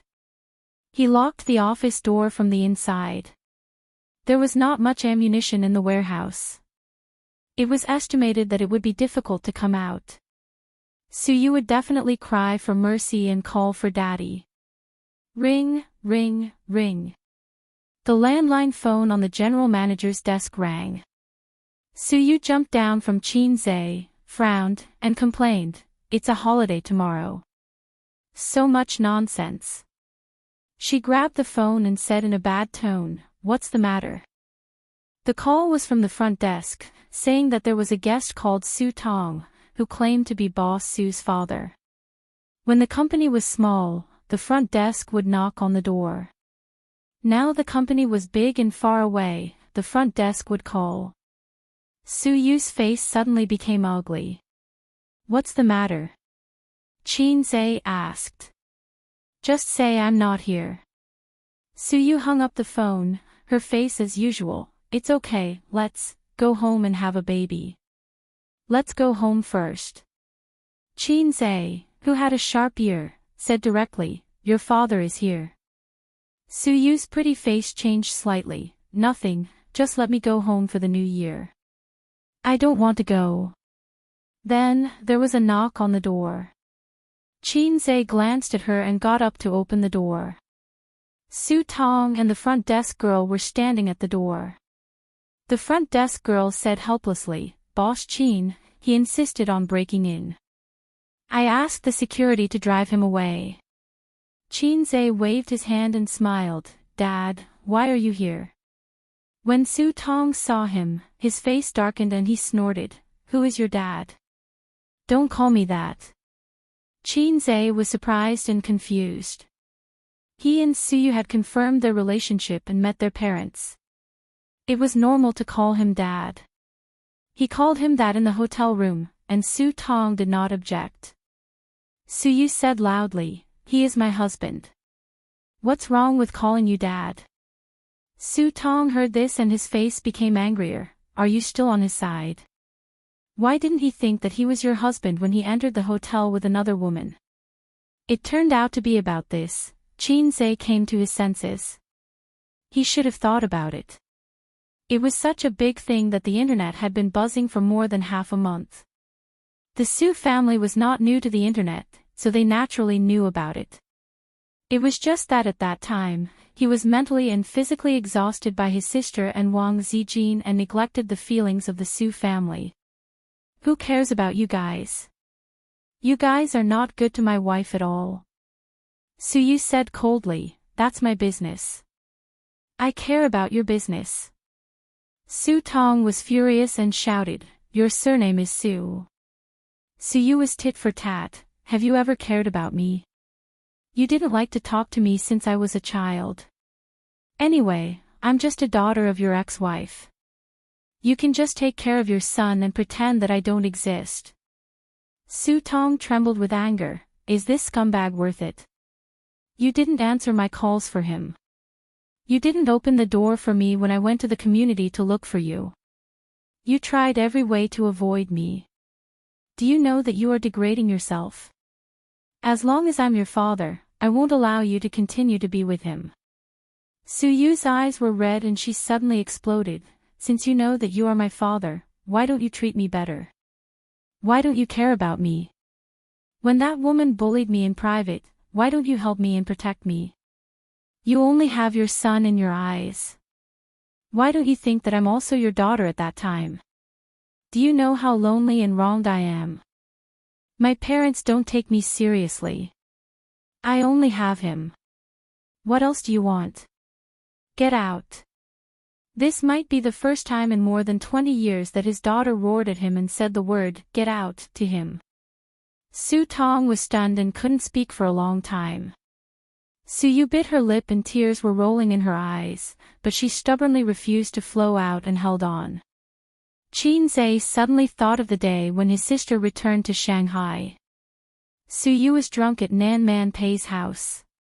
Did she also have several disputes with her father and mother in such an environment? She stubbornly spoke up for the man who let her down and suffered grievances. She had no friends, so she could only go to her best friend's house and get drunk. No wonder she said so many excessive drunken words and said that she would throw Wang Zijin out of the building to her death. She chose to throw Wang Zijin to her death instead of a half-hearted scumbag. In the end, she still couldn't bear to do it. Qin Zhe's heart ached. He remembered that when he and his sister traveled to Hangzhou last year, they asked for a lot in the temple in the mountains. The sentence, when I was young, I always made empty promises. Now I regret my rash words, left a deep impression on him. When Sister Ziwei left a message and left Shanghai sadly, Qin Zhe sat for a night. He knew that the sentence was right. He was young and inexperienced in relationships. He was not cautious and steady enough in relationships. He told Wang Zijin that he wanted to get engaged, get married, and grow old together. He told his sister that he would not let her down when he was young and absurd. He told Su Yu that they would have children together. He didn't know how many tears Wang Zijin shed when she typed the farewell letter. But he knew that when he said, I may not marry you, something in his sister's eyes collapsed. He also knew the pain in Su Yu's heart at this time. The scene suddenly became silent, and Su Tong's face changed. Su Yu tried to hold back her tears and refused to show her weak side in front of her father. Qin Zhe rubbed his face and rubbed his sour nose. He whispered, You go out first. I want to talk to Uncle Su. Su Yu bit her lip and pretended not to hear. Qin Zhe said softly, Go out first.